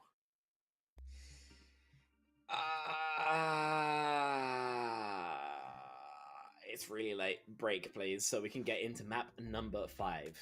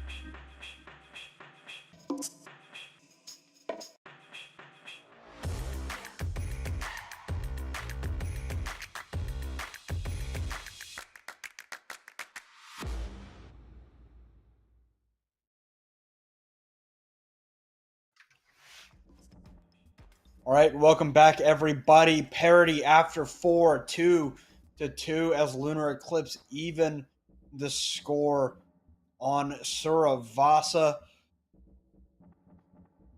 I really have no words left in me to describe what this series has been. Very interesting, I think, is the closest word that I can get without getting banned. So we've yet to really limit test what we're allowed to say here. So this series has tested our patience. I think it will be a pretty resounding finish here, as the final map has been decided. These two teams have elected to go towards. Okay, Shambali Monastery. Shambali Monastery. I was waiting for it to show on screen, but we get there. Very brawly. I would assume Bull and Doom here are pretty unplayable. You can Doom if you want. Bull, I would probably stray away from. And so I'm assuming to see bans from Death Blossom, who have obviously map pick first ban, that are to force this Remarcher Mirror. Something like a... I don't know, to be honest, what you want to do for that. Like a Kiri ban, I think, for example, would kind of achieve that. Moira, maybe some of the DPS, like a Tracer, anything along those lines. But we'll have to wait and see, of course. Yeah, I couldn't even begin to fathom what's going on here for Death Blossom, right? I think the most prevalent answer is probably going to be Doomfist. I don't really think there's a good reason, because I agree probably a little bit weaker on Shimbali, but ever since Alex switched over to the Doomfist, I mean he's kind of just been kind of rampaging every time he gets an opportunity. It's actually going to be Farah. Farah's relatively annoying on this map, so it seems like more of a map Sure. ban, especially if you're playing like a Ram. You'd rather just not have to deal with the hero overall. You can Echo if you want, but it doesn't really have the same punch, the same amount of spam damage to it. Instead, playing more for tank damage, specifically assassinations, if you can find them. On this map, you don't have the scaling for it, so you are just playing to shoot frontline. Farah has much more of a chance of just miracle picking somebody. So I get it. As to counterban that, what would you want to go towards? I don't know, actually. I don't have Farah it, man. is a counter to a Brawl comp, so you're going to assume they're going to play a Brawl comp. In terms of your bans you still have for Brawl, well, it don't matter. They go Baptiste. No, something you see that makes much sense. nowadays. I mean, Bap is just like not good, so that's the reason we don't see it. But Rai has been so reliant on Baptiste throughout this series. So while I agree that Baptiste probably is not the strongest that he's been ever, I don't hate it, because Rai has been the only player to play Baptiste, has found a lot of value with like the Immortality Field and the Amplification Matrixes. So I don't particularly. I think this is the first time this series, I guess, except for last map. These last two maps, I can safely say, are the two most competent when it comes to the hero bans from either side, and we do see one final substitution coming in. It's going to be Wabi Sabi coming in for Death Blossom. Maybe going to want to change up how they're going to play here. I mean, it's taken her a while to come in, but in map number 5 in your winners bracket game, it's a decent amount of pressure, right? So you'd best hope you can come in and start playing hot. Obviously, Rai did have some moments. I guess she's in to play double flex most of that time, right? Had good moments in the Lucio. Also did Ajax a couple times, so you take the good with the bad. Oh no, Rai's in. Sorry, my mistake. So it's in for the other support player. Unfortunately, their name is going to slip my mind, but it's literally just to play Anna. Then I would assume, because the other supports you appear to have relatively locked in. It's Infused Onion. Infused Onion, yes, I recall now. This defensive comp, like a Doom dive, but you're paying around. They're like dive heroes, but you're basically playing as a poke comp. You can't actually hard dive. You can play for nade cons, you can play for rail cons, you can play for sticky cons for your Doom engages, but you don't actually have anyone who can proper dive, right? Echo, you can scale and assassinate, but you don't have a Tracer, you don't have a Genji, anyone who can just like full send onto a target far away. All right, map number 5 for a spot in the top 3 of this NA Diamond tier. JML trying to find a head to pop with this Widowmaker. Nobody walking into the crosshairs right now. Pickle doing a little bit of Neo over that shot. Looks like Death Blossom wanting to rock up this staircase. Maybe not. I don't know at this point. Okay, so that is what JML was waiting for, and maybe what's Nax is alive. So that is pretty good for Death Blossom. I mean, they're so slow though that Brig is going to be coming back sooner rather than later. We're only playing around these Widow cons, which aren't that likely. Okay, Alex does overextend. Big mistake, and one that Nax will be able to punish. Yep, and Nax good for a hat trick in that fight. Death Blossom will get through the choke and start their climb up the hill. Indeed. Okay, so decent. Not, in my opinion, the best play from Death Blossom, but you really can't, you know, judge the fact that it worked. Sombra instantly, this is just a Widow counter, straight up. I think really just wanting to make JML's life as uncomfortable as possible. I don't hate it. We'll see how it's going to work out. JML push up next to their on a hack out. An anti onto both of them. JML actually able to get rid of Strider. But the fact that they had their backs turned, kind of brutal. Now a 3 versus 3 as the duplicate comes out onto the Doomfist. Reese Cub dropped. And now Alex versus Nax, finding one more avoidance of that rocket punch. And Alex will be booped off the point. Objective belongs to Death Blossom. That it will. 4 minutes on that timeline. Pretty healthy as well. Alex yet to really find that same impact that we were looking for on, you know, for example, a Suravasa. Oh, lovely stickies onto Pickle, who will survive on 10 points of health approximately. And right back to frontline trading with a Ramacho. Not the end of the world for an Echo, but you do have to manage your margins pretty effectively. Alex is already forced out once again. Got a punch, but misses it. Strider able to live for the Mo. Going instantly back into the back line and going to go over to the Sojourn. Immediately dispatched of. Gonna find the impact kill there from the sticky grenades. 2 for 2 though, as this fight continues to come through. Meteor Strike down, waiting to get that healing. Gonna find some damage onto Nax. Slam out, try to get as much overhealth as humanly possible. Empowered Punch ready to go here with the nano boost. Could be big, and unfortunately if Riot hit a wall, that would have been a great first pick here. Now we're going to see the answer, which is the nano boost on to Nax from the other side. Basically gets nothing though, like no damage, he's not even in form for the entirety of that nano. Punched away. The rally does come out on a nice little sleep on the Reese Cub, but Alex is anteed up, and it's just not going to be enough as Death Blossom continues to roll through into Objective C. They are kind of rolling at this point. Yes, feels like a completion here, at least for Death Blossom, though yet to actually materialize. Playing basically a mirror comp, Cass v Soj, Luvi, Brig. You're kind of playing around the same things, just a little bit differently. Lunar Eclipse attempting to make a change because they are somewhat in free fall right now, but behind an ult, I'm not sure this is going to work out for them. Alex already pretty damn low, asleep. I mean, very lucky that oh, well.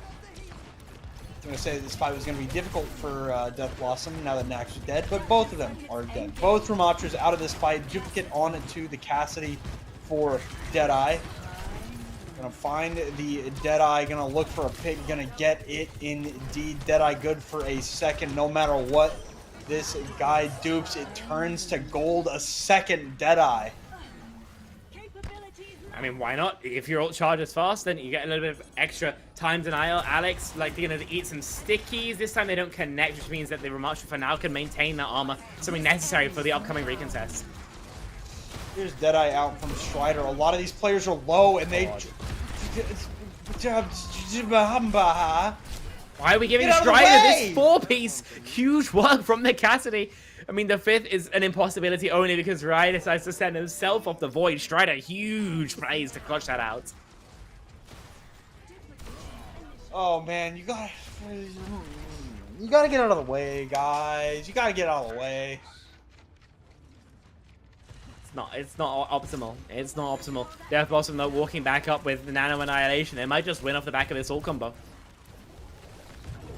Very, very strong one for sure. We will see.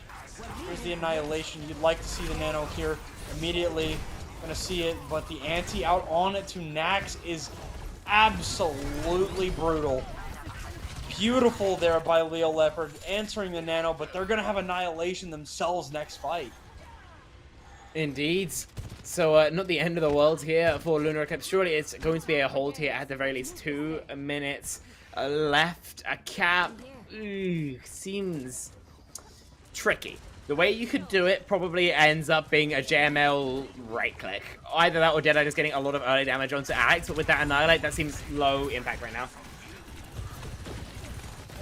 Back in here, but no ultimate in the hands of Death Blossom is going to make this very, very tricky indeed, as you say. Alex with the Annihilation ready to go, but I mean, getting these players so low so quickly, you'd like to hold on to this ultimate if you're allowed to.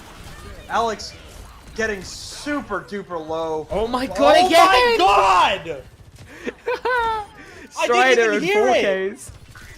Oh, Deadeye, was that a rally? A bash into just 3 people getting mowed down? The sharpshooter's been deadly today. It's got 6 bullets in, 5 noggins found, and 50 seconds left to go. This is going in the highlight reel for Strider for sure. The clip dump's going to be on YouTube momentarily. He got an Annihilation for this final fight. This hold has been fantastic. Wish the rest of the map had been like it. All right. Coming up on 30 seconds left now. Adaptive circuits engaged. Pickle just walks into the Ravenous Vortex, and now we're going to see the Annihilation answered by the Sound Barrier.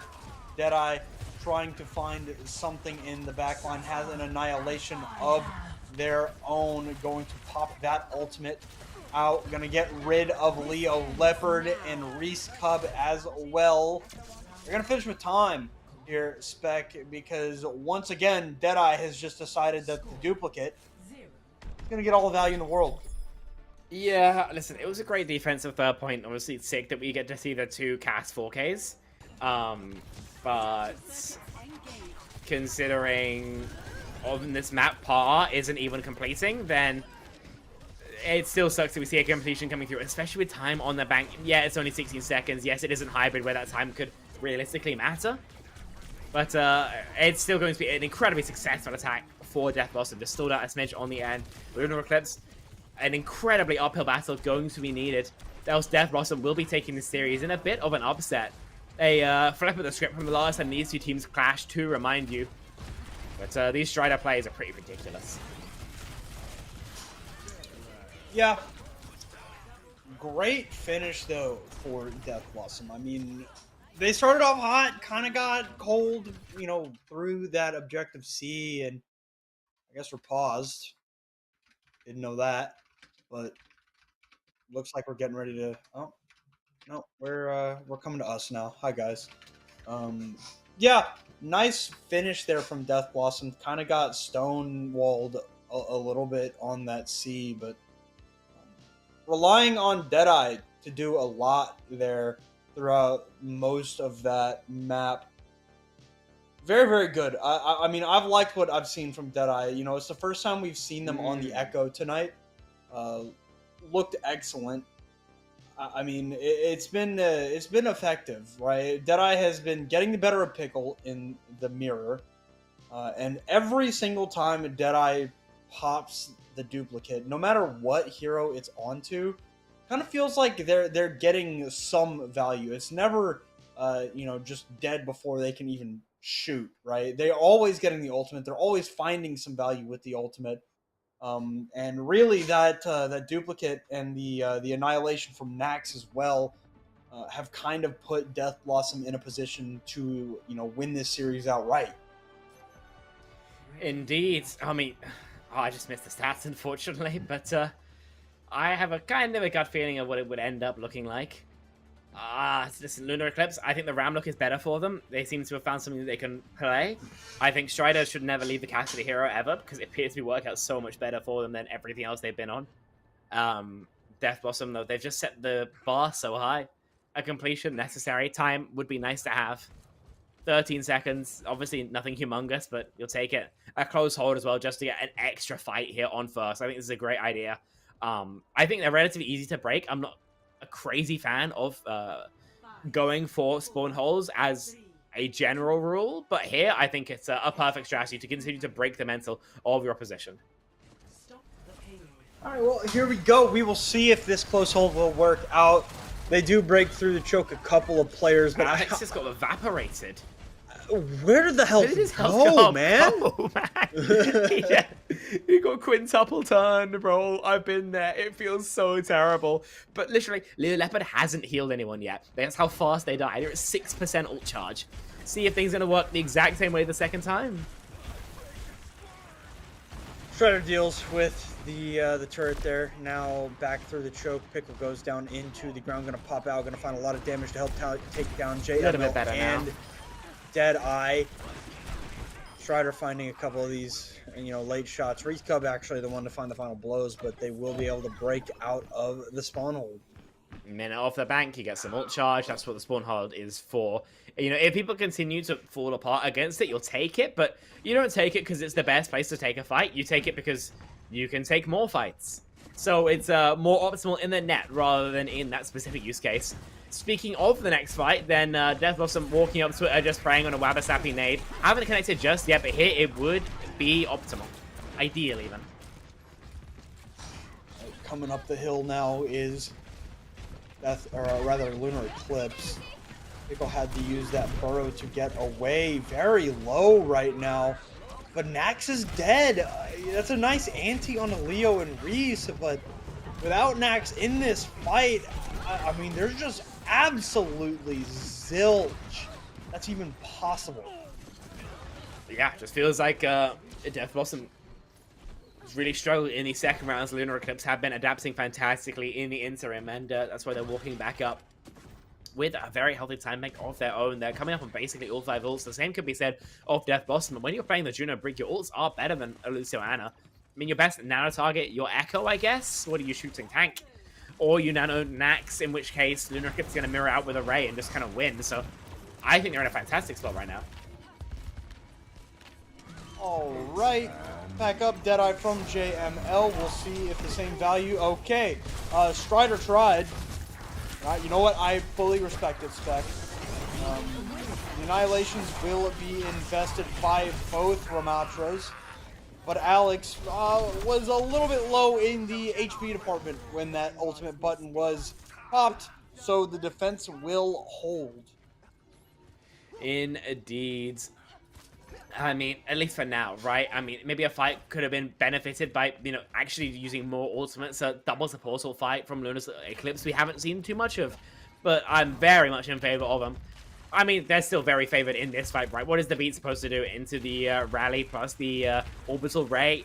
Even the Sound Barrier can't block out one of those ults because they both just last so long. You string them out, and Death Blossom, in theory, should be falling over. That's a big ante. Unfortunate that nobody will be followed up on, but the orbital ray down, answered by the sound barrier. Again, answered by the rally. See Deadeye off to the side, building up super duper close to this duplicate. Has it now. Going to pop it on to the Venture, going to jump onto the point, and I mean, Reese is just so low. Deadeye, the first kind of below average duplicate that we've seen out of Deadeye, and it will result in a Lunar Eclipse objective capture. Yeah, that it will. I mean, 4 minutes on the bank is about exactly what their opposition had. If the defense continues to work the same, then we could, well, see a completion. I mean, this is just... It feels like any time one of these teams is going out, then they just decide to get a fresh lease on life, which is why we've gone all the way to a map number 5. Extra innings feel almost guaranteed right now, unless Death Blossom can, find an extra swell of strength from them and play perfectly for the next 4 minutes. And OC is all they're going to have. We've been speaking about these Ana cooldowns, but we've yet to actually see them in practice. Wabasapi gets the purple onto Alex, but it won't really matter, not this timing.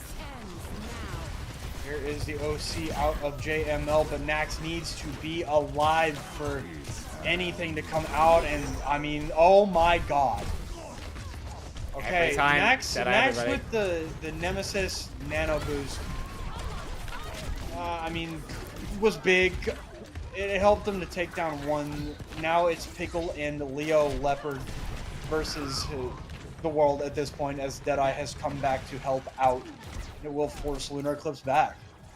Yeah, Pickle decides that clutching it is probably no bueno, decides to just back out. Lunar Eclipse now 3 minutes on their bank, so 3-4 chances to try and get it over the line. They'll have Annihilate or have Tectonic Shock for this. At the very least, this attempt will keep Death Blossom on their toes. Bit of poking here, and that is not fun for Lunar Eclipse. The Annihilation does come down, but you know what? At the very least, they lose out on this fight, but they got 2 ultimates out of Death Blossom in the end with only the investment from the Tectonic Shock. Indeed. So this is pretty fantastic for Lunar Eclipse, all things considered. You walk back in with probably double support or Annihilate fight. You only need the one. You could have a 2-minute time bank to, or probably 110, 120 to Death Blossom's, 13 seconds. You're in a fantastic spot. We have to actually see them utilize that, though, as they've been really struggling to put together some of these fights. The last time they double support ulted, they simply caught onto nothing and used 2 of the best ults in the game to force some space. They need to find an elimination onto Nax for them. There's Annihilation answered by the Sound Barrier, but okay, that is about everything that you could have asked for out of Death Blossom. They only invest the Sound Barrier, and they get the Annihilation out of Alex, so now it's just the support ultimates and the Deadeye. Lunar Eclipse, they're 10% off of their support ults. They need to wait for those to come online because the obvious beat turn would be coming. And if anybody hits anything, then you end up significantly disadvantaged, as indeed we see here. Yes, you now got double support ults into essentially nothing, like just an OC, but we could have had this last fight. But we're just impatient. We wait 10 more seconds, and that fight, in my opinion, is in their favor. This one, though, has to be theirs. This is their best shot to complete. We're going to see the Hyper Ring out from Leo Leopard, looking for the opportunity to drop this ultimate.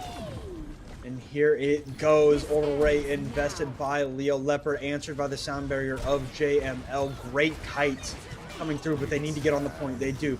Deadeye in. Gonna find one. Wabi Sabi dead as well. They cannot get back on the point. It is a 26-second advantage here for Lunar Eclipse. Of course, we go extra innings. This game just won't stop.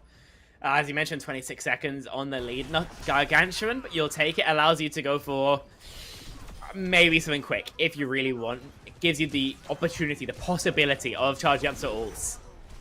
I mean, not the most humongous final Deadeye there from Strider, who's been so good with them before, but, just clipping the wings of Deadeye, which is really annoying now I think about it, to say, rather. It gets the job done. So, 2-2. Extra innings. 3-3 on this map. Lunar Eclipse and Death Blossom keep on exchanging blows, but neither of them yet will fall. They're both so battered and bruised.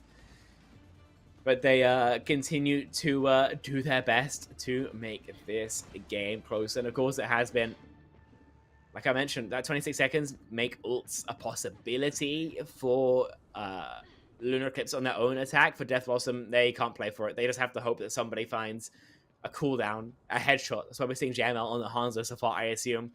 Been studying the OWCS VODs. Obviously, we saw Lethal do something similar in Hangzhou. Just lock the Hanzo, one-tap somebody, and walk right back bit into spawn to go over to a more consistent pick on the hit scan category. Spawn hold, we've seen it before. It's going to get scouted by the Sonic Arrow. There's not a Sonic Or they Arrow. swap. Cool. It's got it. But I mean, it's not really a question, right? You understood that what you did worked for the first fight. So you got to think that they're going to try it again. Strider does find a couple there, but it's just Alex left standing at this point, and the spawn hold will be broken immediately.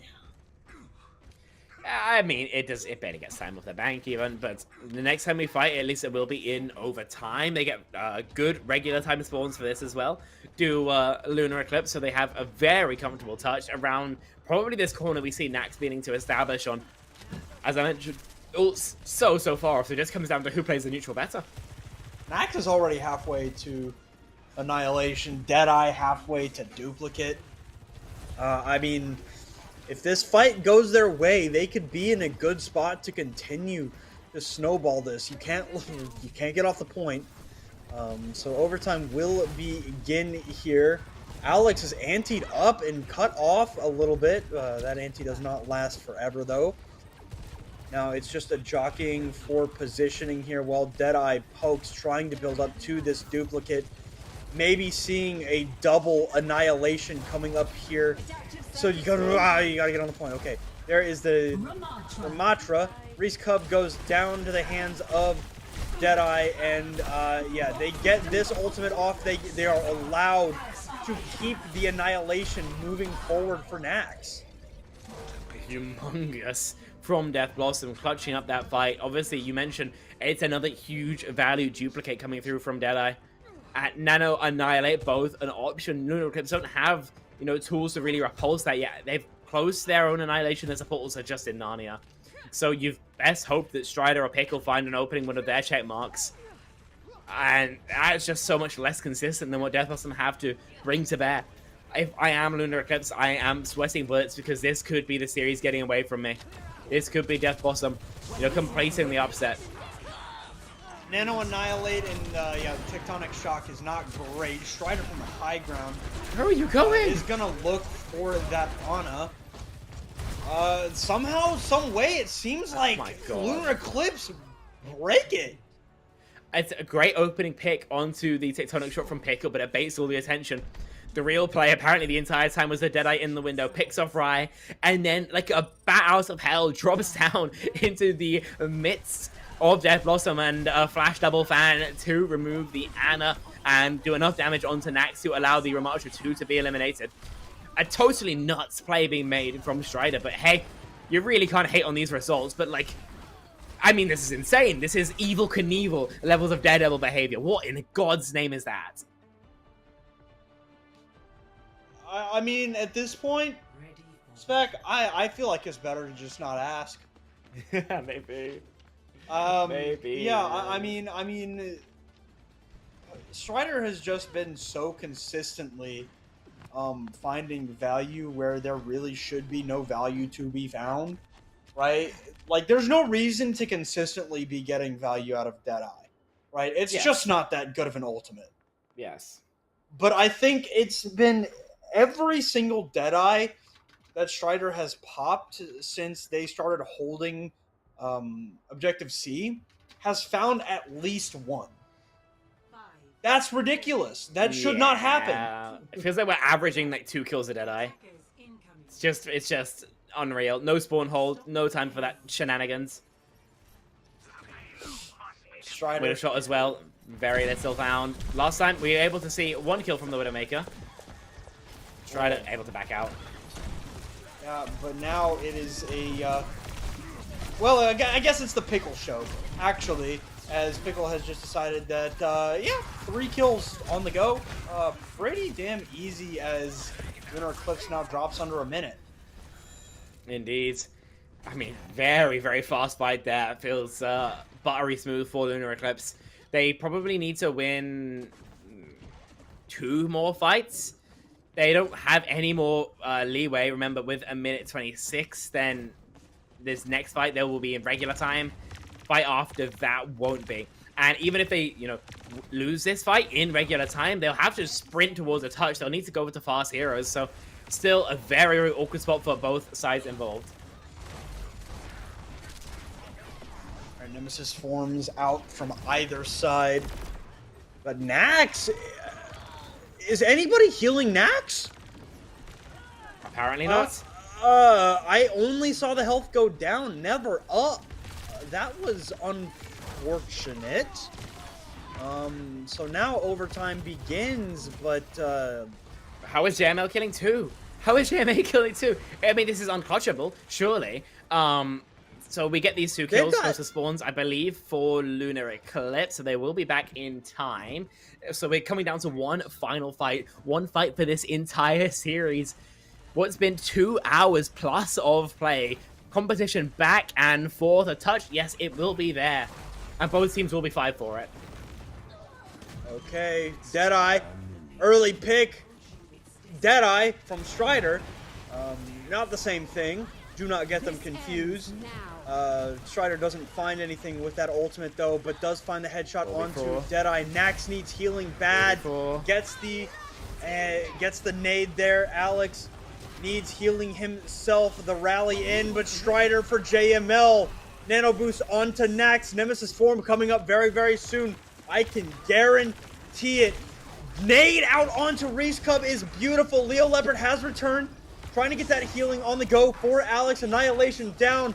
Nax building up to one of his own. It has it now. Strider going nuts. Nax for Where's one. Strider? Nax looking for the second. Nax looking for the third. The tectonic shot gets the job done. It But doesn't. Death Blossom doesn't win. There's nobody on the cart. What a fight. What a series. What a way to end it all out. These two teams are bloody inseparable. Feels like a coin flip. But it comes up in favor of Death Blossom.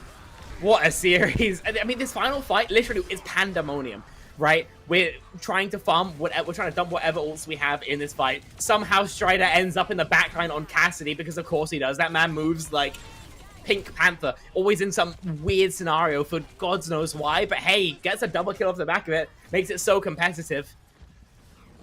I mean, I have really no words. It's been so long.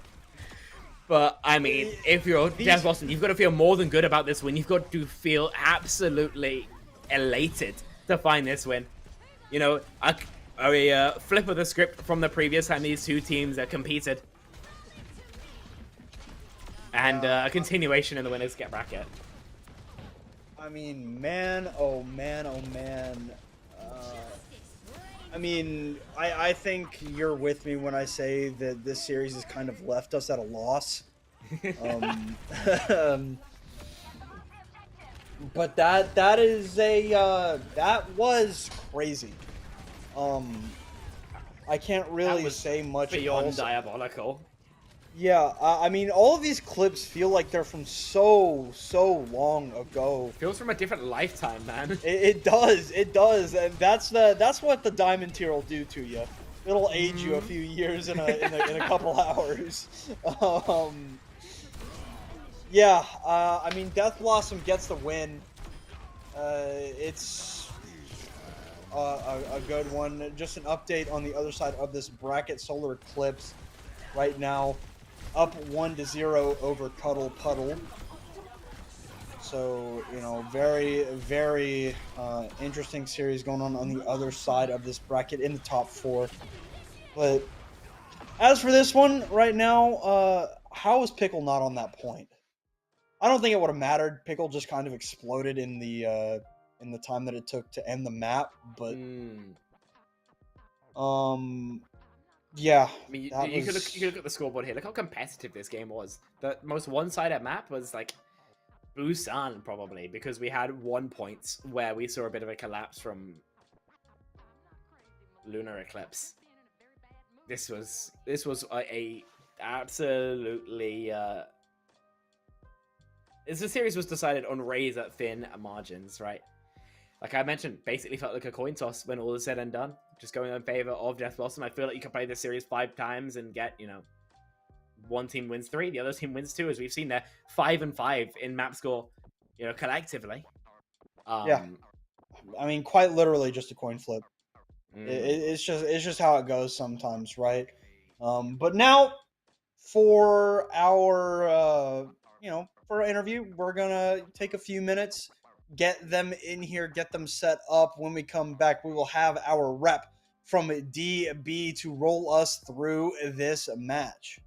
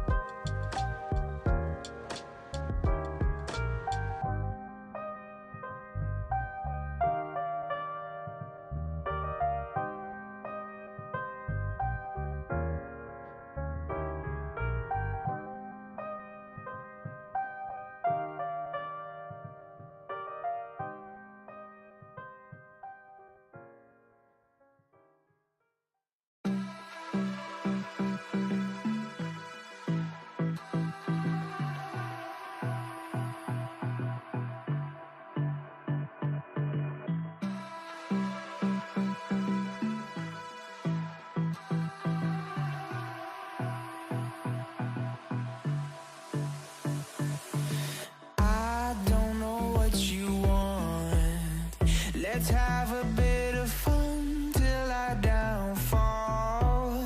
My love, if you feel like I do right now, don't say you're on the run to the other side, my love.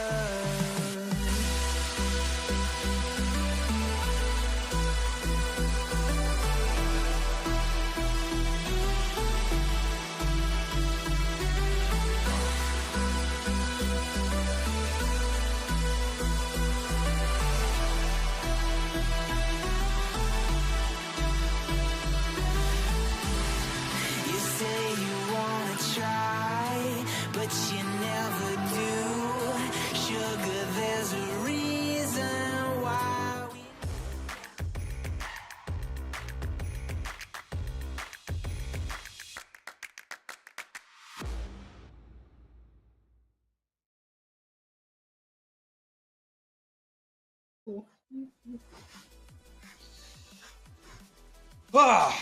Barn sufficiently burnt to the ground.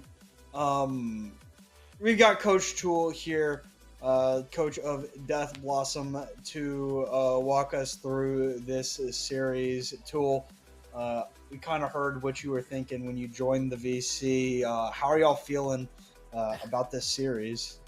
I'm so happy for my team. Like just for so I could kind of put this out there. Like, Nax doesn't play tank. Like, this isn't his role, but he had to step into it for us, and I'm so happy with how they've done. Like I'm no longer putting myself in. Like I've said before, even though I'm technically eligible to play, I told them it's on them now. And I mean, you saw the match. He played really well. The whole team played really well. I can't be more happier. Yeah, I mean, that's absolutely fair. I mean, my first question for you is probably going to be, the last time you guys played, I believe it was 3-2 in favor of Lunar Eclipse. This time, getting the win, you know, maybe you could argue it's an upset. How does it feel to get that revenge? So I'm really happy because they were so, because they like to coin their last team they played with against us, their C tier roster. So we just beat them on their air tier roster. So, I'm happy, right? I'm more happy. Like, I'll let you guys ask a question about this because I'm sure it will happen. But I'm more happy about our next matchup potentially. So. No, I think I just want to ask about. There was a lot of moments in this series. We've had multiple Ajaxes, C9s, a Rajax, everything, right? So I would say, what is your personal favorite moment from the 5 maps, 2+ hours of which we just watched? I'm not gonna lie, that last team fight, because it's like, it wasn't really a C9 because Pickle died right away. For anybody that doesn't know, Pickle immediately died after the map ended. So there was 2 of our DPS there versus the Pickle who was half. He was gonna die. That one wasn't really a C9. Like, that one was fine. But I would say that last team fight overall, though, like, it just encapsulated the series as a whole. Like, the grit and grind, you know, like, of the whole entire series. So. Very much. Yeah, I mean, it was, damn near the closest match I've seen all postseason long. So now, as we get ready to send you to go get prepped for y'all's winners final match, Tool, is there anything you'd like to bring up that maybe we didn't? Any shout outs you would like to make, you know, maybe other than Nax, since we already brought him up? I mean, I'll just shout out my whole roster as a whole. Like, even the people that don't get in, they come in, they put in the work every single day. They understand that, hey, maybe I'm not going to be in every map, but there's always going to be that moment maybe where I have to get called up, and that's why I have everybody ready. I mean, huge shout out to Wabi. She came in map 5, ice cold, and played some of the best Ana that we've seen that whole series. So, and then one huge last shout out to my fiance. She always is in chat supporting, always watches everything. It's a huge supporter on why I can do this, so I love her so much. And then one last little call out coming for you, Vert. Told you we were going to put you into losers, and I'm coming for you next week. I love the bants. Bants are always great. You know, there are oftentimes players just refuse to talk outside of the game, so I like bants. Oh, you know me. So- If you know me, I run my mouth. I don't know if you ever look at the Diamond Chat, but I run my mouth a lot. I run my mouth in these podcasts we do every now and then sometimes. I like to run my mouth. It's all love, though, at the end of the day. So, huge shout out to Lunar, though. It's a fun series. Yep, a crazy one indeed. Thank you, Tool, for coming to talk to us, and we look forward to seeing y'all in this upper finals. Thank you. Thank you. All I mean- right, Spec. What a day. What a day. Obviously, we're seeing that EU Diamond final 4-3 in favor of EMC Professional. It seems like NA Diamond equally as competitive with an absolute barn burner of a series as well. Of course, Solar Eclipse Cuddle Puddle ongoing, as you can watch that on CGL 2, I want to say, and EIG Reapers, Shoebill It's Nation on going to be CGL 3. as 3. There you have it then. Listen, EIG Reapers, Shoebill Nation is going to happen basically as soon as we're done, and I think we're all pretty much out of gas. I don't know about Fletch, but I thought I'm bloody wiped. I am very hungry. It is 9:30 p.m. for me personally, and I have not eaten today. So, we're going to call it quits here, at the very least, for Spec and I.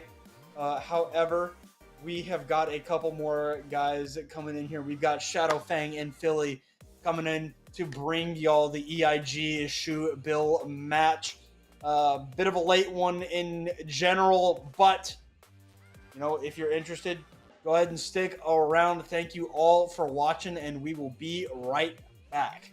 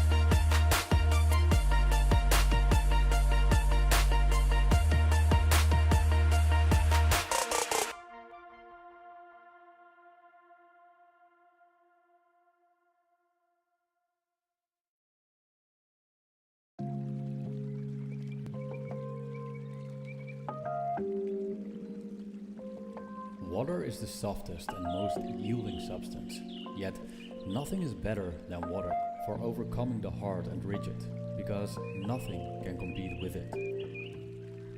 Lao Tzu.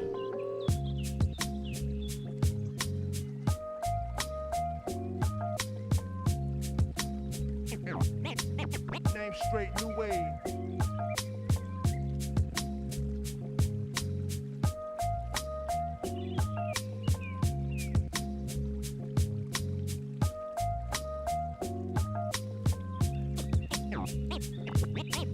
Name straight, new wave.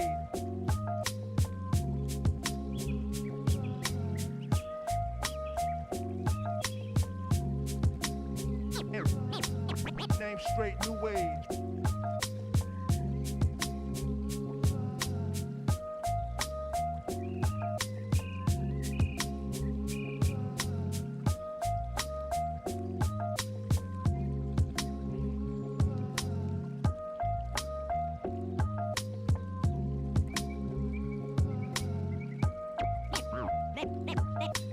Name straight, new wave.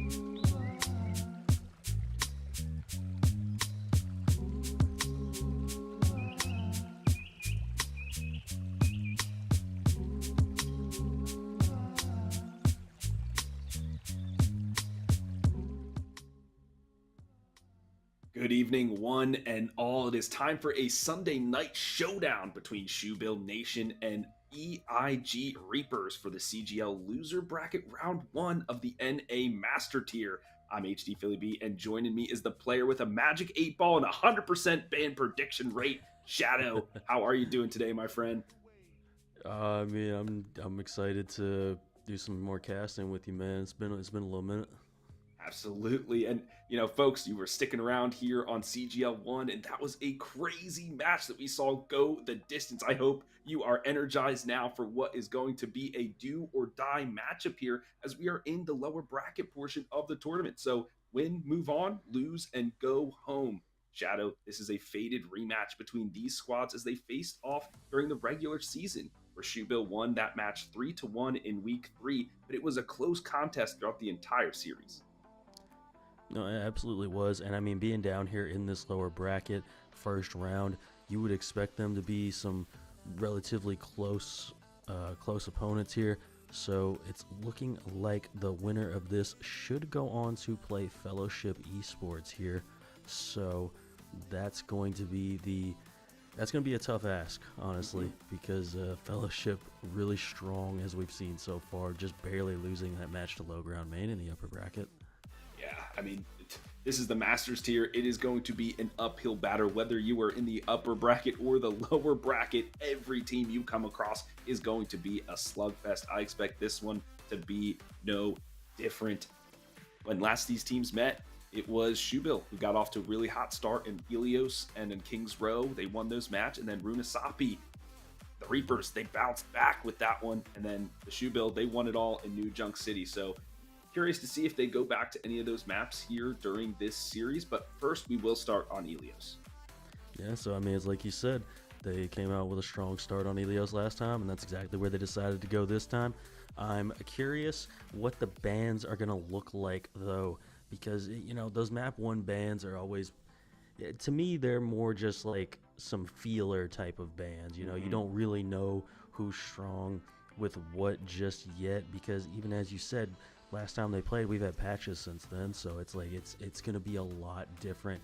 But if I were to take just a shot in the dark guess here, a team that's going to Helios probably wants to play a dive composition, and if the Reapers do not want to play a dive composition also, I think your biggest choice here is probably like a Devo or a Winston ban, something like that, just to get one of those two options off the table, whichever one you don't feel quite as strong at, I would think.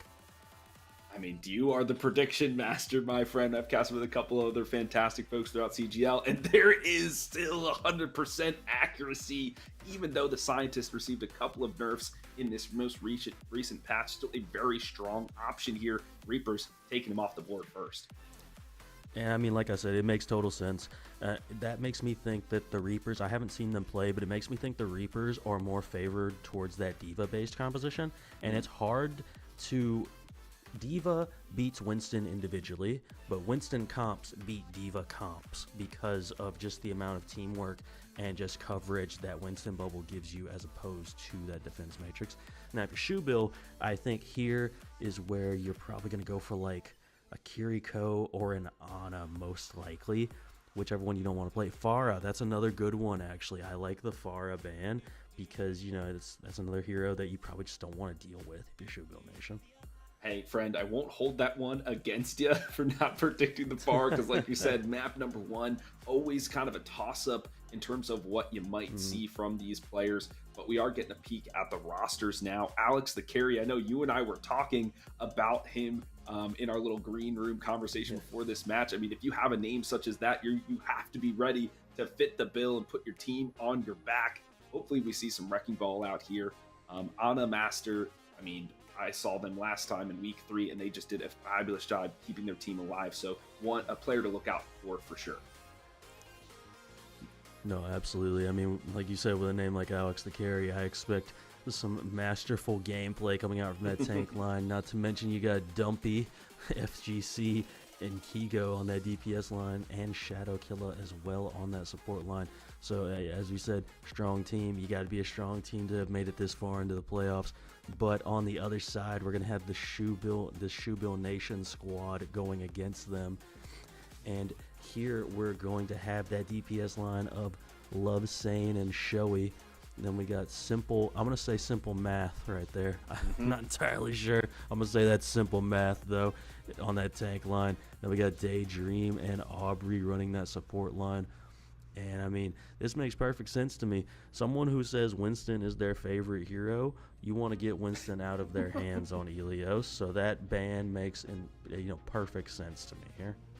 Absolutely, and Simple Math is a quote-unquote rookie, and when I say rookie, it doesn't mean that they're new to Overwatch, just maybe new to the CGL scene, but they have made their name known, especially on this Winston pick, so it makes sense that they took that one off the board. I'd be curious, though, my friend, if we saw Doomfist in that previous matchup, be curious to see if some folks bring out the Doomfist on that one, but only time will tell as we dive on into the Greek Isles. It really could be. Doomfist could be an option here. I think, like you said, Wrecking Ball is an option. I think the most likely thing is going to end up being like the Divas. Maybe not if we get Ruins. If we get Ruins, there's a possibility of some more, brawly play styles. But, let's just take a look at these clouds and this statue of some Roman guy, I guess. It is Ilios, so he's probably Greek, actually, because, Ilios. What was one of the 7, wonders of the ancient world, right? It's like the Colossus of something or other. Could be a play off of that. But then you have some modern technology, a nice yacht or cruise ship going by on that. But now we're getting into what we're really here for, folks, and that's to see these two titans of the master tier face off here on the Ruins. And it's looking like we're going to be seeing this Wrecking Ball based dive from the Reapers. Again, they can always change. We got 15 more seconds. But it looks like we're going to see a dive go up against a brawl, which I'm very fascinated to see because, I just think, okay, I think the Ana Brig's going to be pretty easy to protect here, unless, of course, Simple Math just runs really fast with a speed boost into your backline. Wrecking Ball doesn't really peel that well, so I'm kind of curious how this is going to work. You kind of have to play this game of kill their backline before Simple Math runs on ours.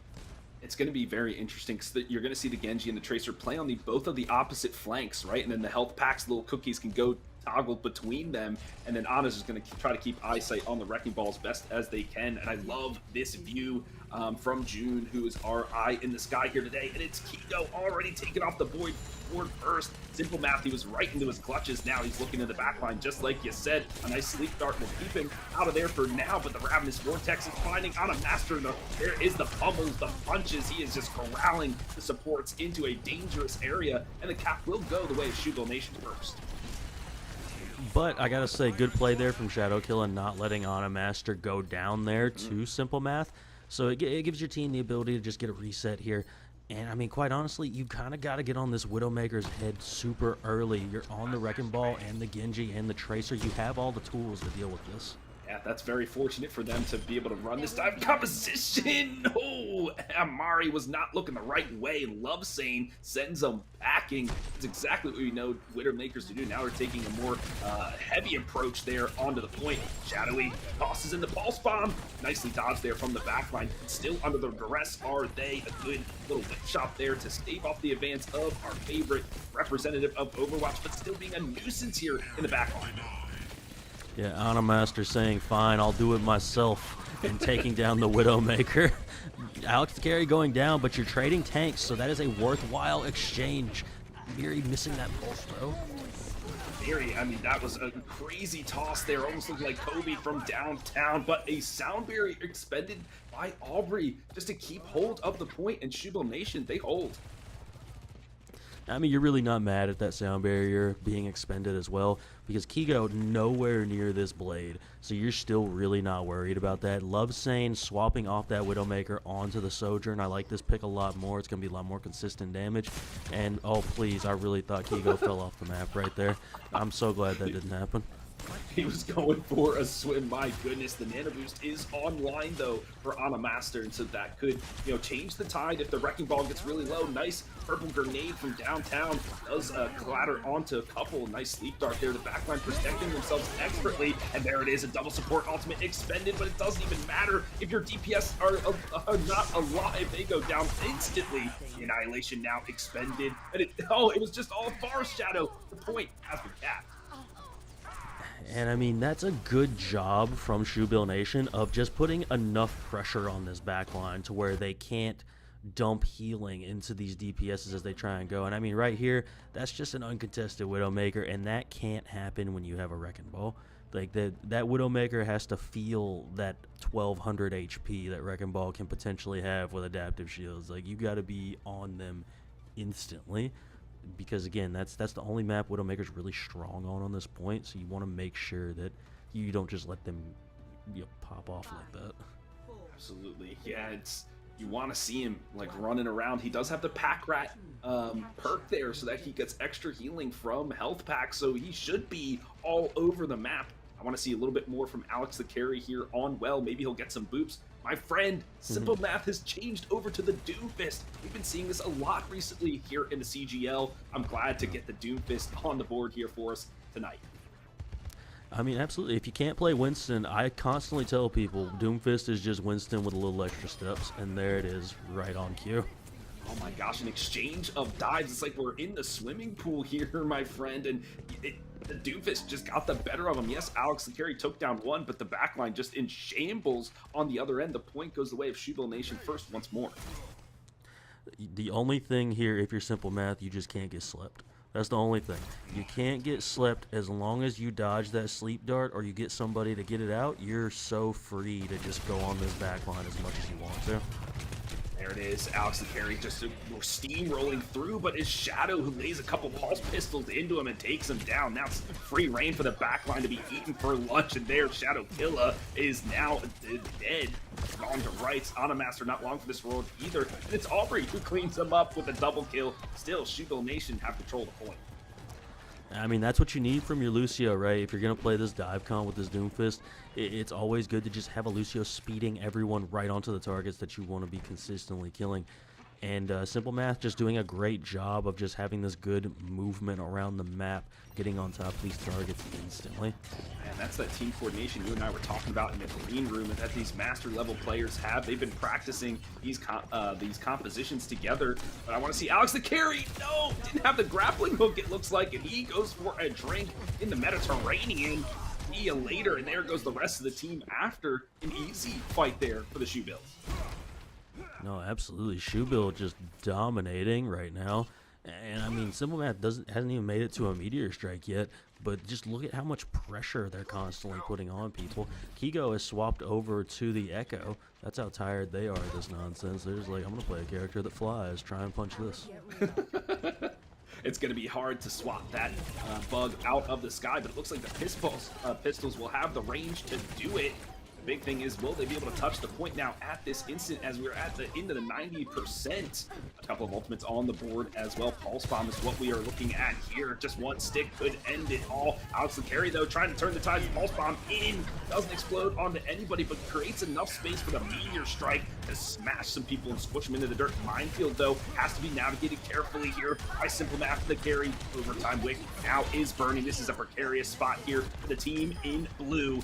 Alex the carry, he's jumping around, he's trying to toggle on and off the point, but where is he now? As the overtime whip is going down, he is back in. Sound barrier expended as well. They're chasing down this pesky wrecking ball. They're just the final one to clean up. They do. Shoebill take map number 1. And in really dominant fashion as well. I can see exactly why why Ilios had to be the pick here, because I mean, Shoebill was just incredibly dominant on this dive, as opposed to Reapers trying to play the brawl for that first point and then going to a dive of their own. And I mean, it was just that was rough. That was pretty rough. My goodness, that was dominant. Yeah, so maybe the Wrecking Ball not the option here, so they might elect to switch that character out. Maybe go for the Ramatra of their own, like you stated, especially as we make our way through this series. They have to stay in this, or they will send themselves packing. Their CGL Season 15 will be over, my friend. No, absolutely. You're going to need a much better performance than that. And I mean, that shouldn't be a replay. That's rude.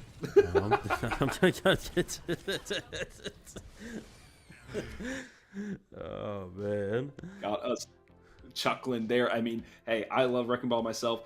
That happens to me more often than I would like to admit. Sometimes the grappling hook, I press the button on my controller, it doesn't always click on where you want, and you just go tumbling into the abyss. But still more left to play here, folks, as we move into our next map, which will be the pick of the Reapers. And I mean, honestly, oh, this is tough. This is tough. Because if you're not going to just match the Ramatra or the Brawl playstyle and you just want to continue playing the Wrecking Ball, that kind of really limits what you can potentially pick here. And Winston's going to be back on the table as well, so you can't go for like a Gibraltar as a pick because you don't want to deal with the Winston. And we saw what the Doomfist could do. I can only imagine what the Winston's capable of. Yeah, so that leaves you really with like King's Row or Flashpoint as your real picks here. I think you're just gonna have to go with like a ground-bound brawl type map. I was gonna say King's Row. It's me. Everybody's tried and true. Everybody can feel comfortable on it, and that might be enough to swing the momentum. I kind of like push as the momentum swinger. I feel like in a lot of series that I've casted, it's always that push map which comes third and can kind of like swing the tide, allow for the reverse sweeps. I'm seeing the Roman Coliseum here, my friend. It's gonna be push. Yeah, it does look like Coliseum was picked. You're right on point with that. It's the same sort of concept I was thinking of. It's just like, if you're not gonna be in an advantageous situation in the dive compositions, then you're gonna probably just have to play them head up in the brawl comps, and Coliseum is a pretty good one to do that on. So hey, if you're feeling confident in your play here, this is definitely going to be the spot to go. Absolutely, and I feel like Winston, especially in the neutral zone, is very difficult to play here. He's kind of contained, right? He's like a gorilla at the zoo. It's not exactly where he wants to be. So they're kind of playing their hand, right? They're kind of forcing them into a situation as the Reapers now are going to ban.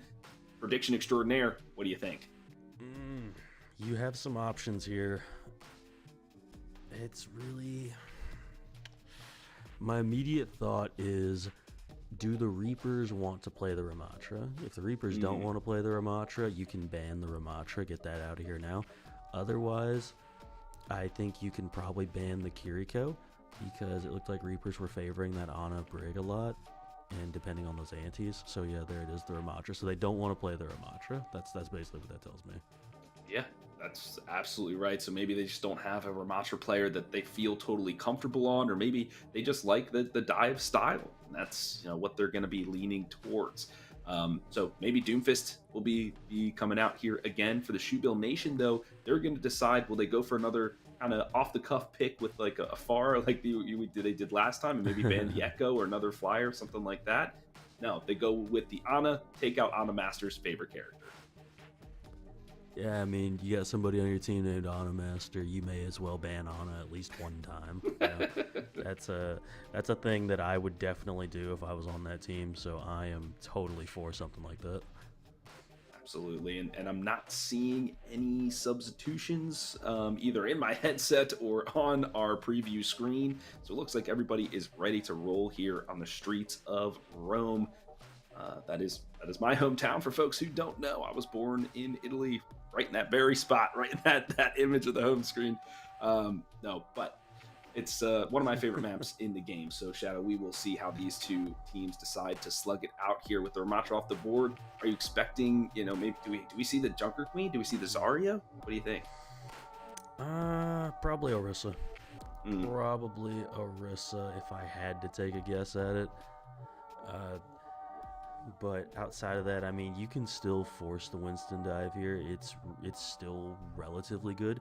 You just kind of have to duck in and out of those little side pockets if you're playing Winston. Just like slide in, charge your alt fire, hit your alt fire, slide back in, and then you kind of do that over and over again until you're ready to really like get a dive off. So that's just going to require a lot of setup from your DPSs if you're going to do something like that. Sure. But otherwise, I think the Orisa is an easy, straightforward option, and Orisa just has a ton of sustainability. Yeah, and Orisa got a little bit of a buff. Damage increase, fortify doesn't prevents hack. That kind of thing. The perks are a little bit better, so makes sense to me. If the horse, sometimes it's just the easier characters to execute are the ones that stay in the game. So yeah, only time will tell. But it looks like the Winston will be. I thought I saw was Daydream in the previous match. I feel like maybe that was a substitute. I think I saw one come in, but I'm not totally sure. Oh, N has come in here for the Reapers. There it is. Yeah, that makes sense. They're going to run this Zen Brig now since Ana Master's Ana got banned. And this is probably the comp you would play this with if you were going to play it, because it's not a comp that requires that much healing. All End has to do is really just keep Ana Master alive so you can get these discords off consistently. Yeah, I feel like this is like the Hanjo team used to play this, right? The Hunters. This was the composition, but immediately dismantled as the backline. They can't protect themselves against the onslaught of this Tesla cannon, and now it is the Hispanic hacker. She goes down. See you later. Oh my gosh, just a run through of the entire Reapers team. Now it's only the Wrecking Ball who's long for this world. He's running for his life. No, he absolutely is. This looks like a well-oiled machine here from Shoebill right now. And EIG Reapers can't really figure out what to do, but Ana Master getting that kill could be exactly what you need to kind of halt a little bit of momentum. Yeah, and Alex Gary, he didn't go down, right? He sustained long enough, maybe got that health pack, and there it goes and dives onto Lovesane, and nice little Gatling guns right to the face. Can they get a double for themselves? The Swift Step, too clean though. Dive is good and does go down. They're trading all over the map. The pile driver slams up the Kiriko. It's a trade of the Tracers on the off angle, hunted down and taken down. See you later, Daydream, having that. Man, Daydream was all over the map right there. Don't you hate it when you throw your virus into a Winston bubble on accident? I know I do. That was a tragic moment right there. But it is a fight win for the EIG Reapers, and Alex the Carry does have these minefields online right now, so probably going to be able to use that to just halt a little bit of progress while this bot gets to moving. You don't need Kigo dying like that, though. That is a rough thing to have happen. Yeah, Hyperchar, the pulse rifle just finding the noggin there. Uh-oh, taking a look at the steps. Okay, back in it. Shadow hunting down their counterpart, fighting them on the flank. The blinks and the recall's expended. And there goes Miri back to the spawn room doors. It is just bedlam out here in the neutral. The Shadow is dominating the dive, working to perfection between the Tracer and the Winston, the best friends in the lore and the best friends in the game, just doing the work. I mean, they absolutely are. This is why you play the Tracer with the Winston. You just need these two characters to be all over the map all the time. and now you put yourself in a tough spot where there's too many ultimates available for both sides. You're in an ult dump fight instead of a fight where you have a major advantage as the Reapers, and you've already lost Miri. And the dump has begun. Call the trucks, because the Kitsunes have crisscrossed like the DNA helixes, but it is the Winston who reigns supreme. Shadow as well, getting a double for themselves. Minefield still held onto, so they only use one, and now there it is, laid across the point. Now they can, it's going to be precarious to touch. I don't think anybody will contest, though, at this moment, as the Winston clears up the mines. No, I mean, it's just tough to lose Miri like that. Like, you need all of these characters alive to really get kills with this composition, because nobody individually does a lot of damage with this comp. Anamaster getting that kill is really good, though. That is huge. Anamaster getting a twofer. They said somebody's got to do the damage, maybe the Zenyatta, but these kunais to the face will surely do a quadruple kill for the main support. My goodness, the Reapers are able to turn it around now. Yeah, I mean, that's the kind of plays you need right there.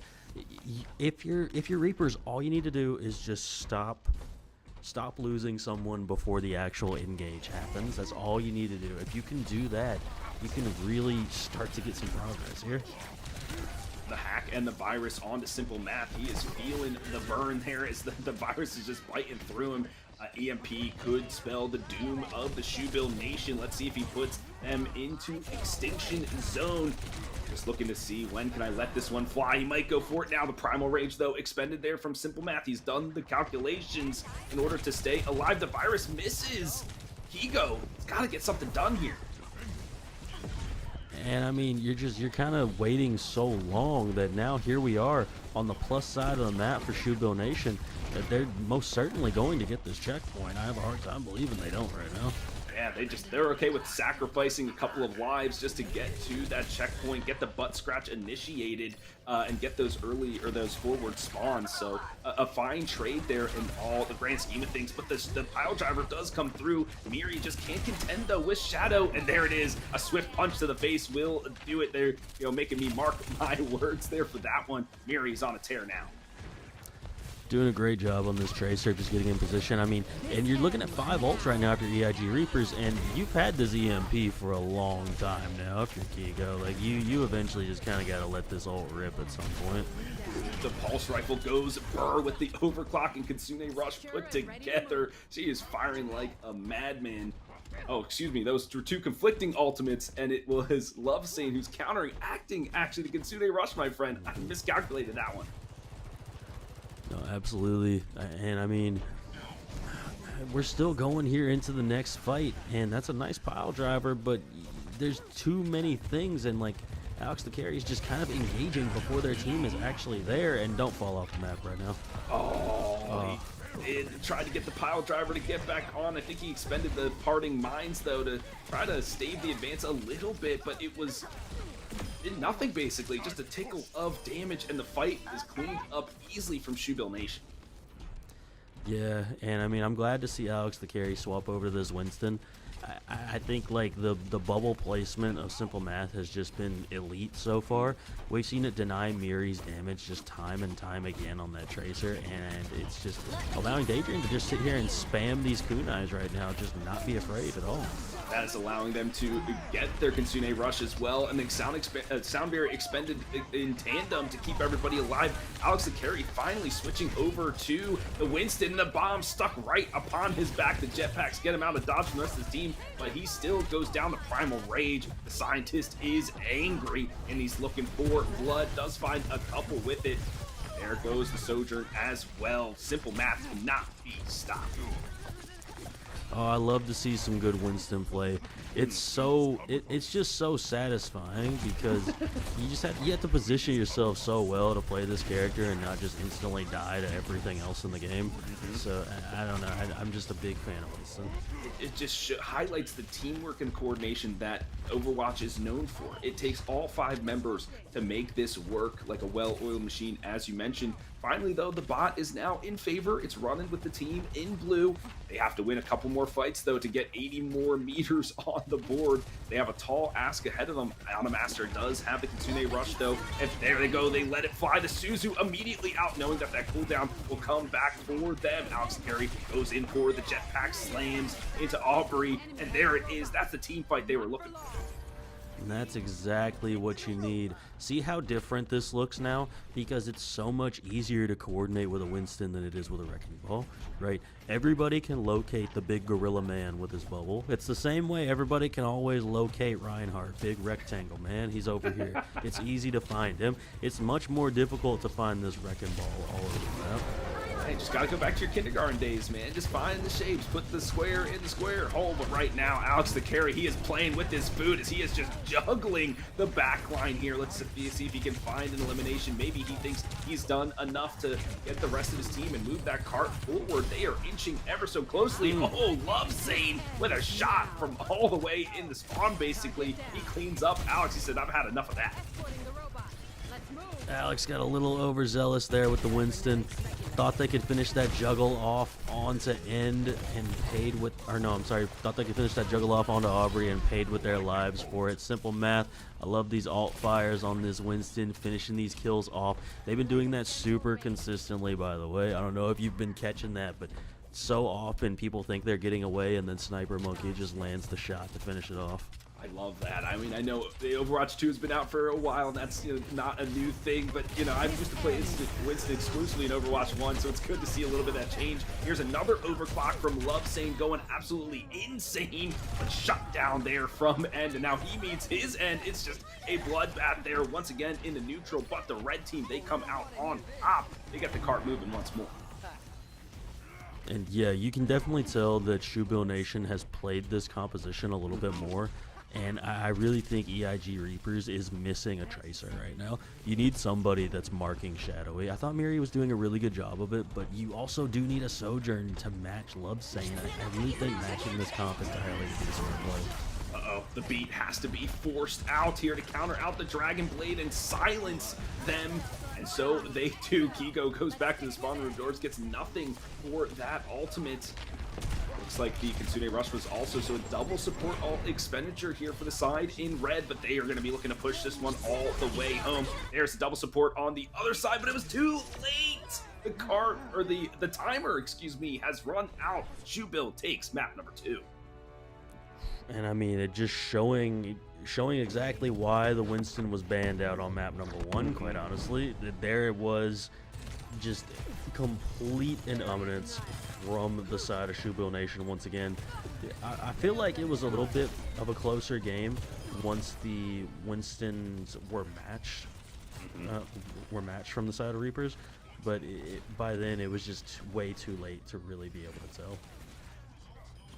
Yeah, but maybe that is, you know, what the Reapers need going into map number 3. They're like, okay, we tried the Wrecking Ball twice. We just got absolutely smacked. It's not working. Let's go to the Scientists. Let's go to maybe the Ramatra, see if that will work for us.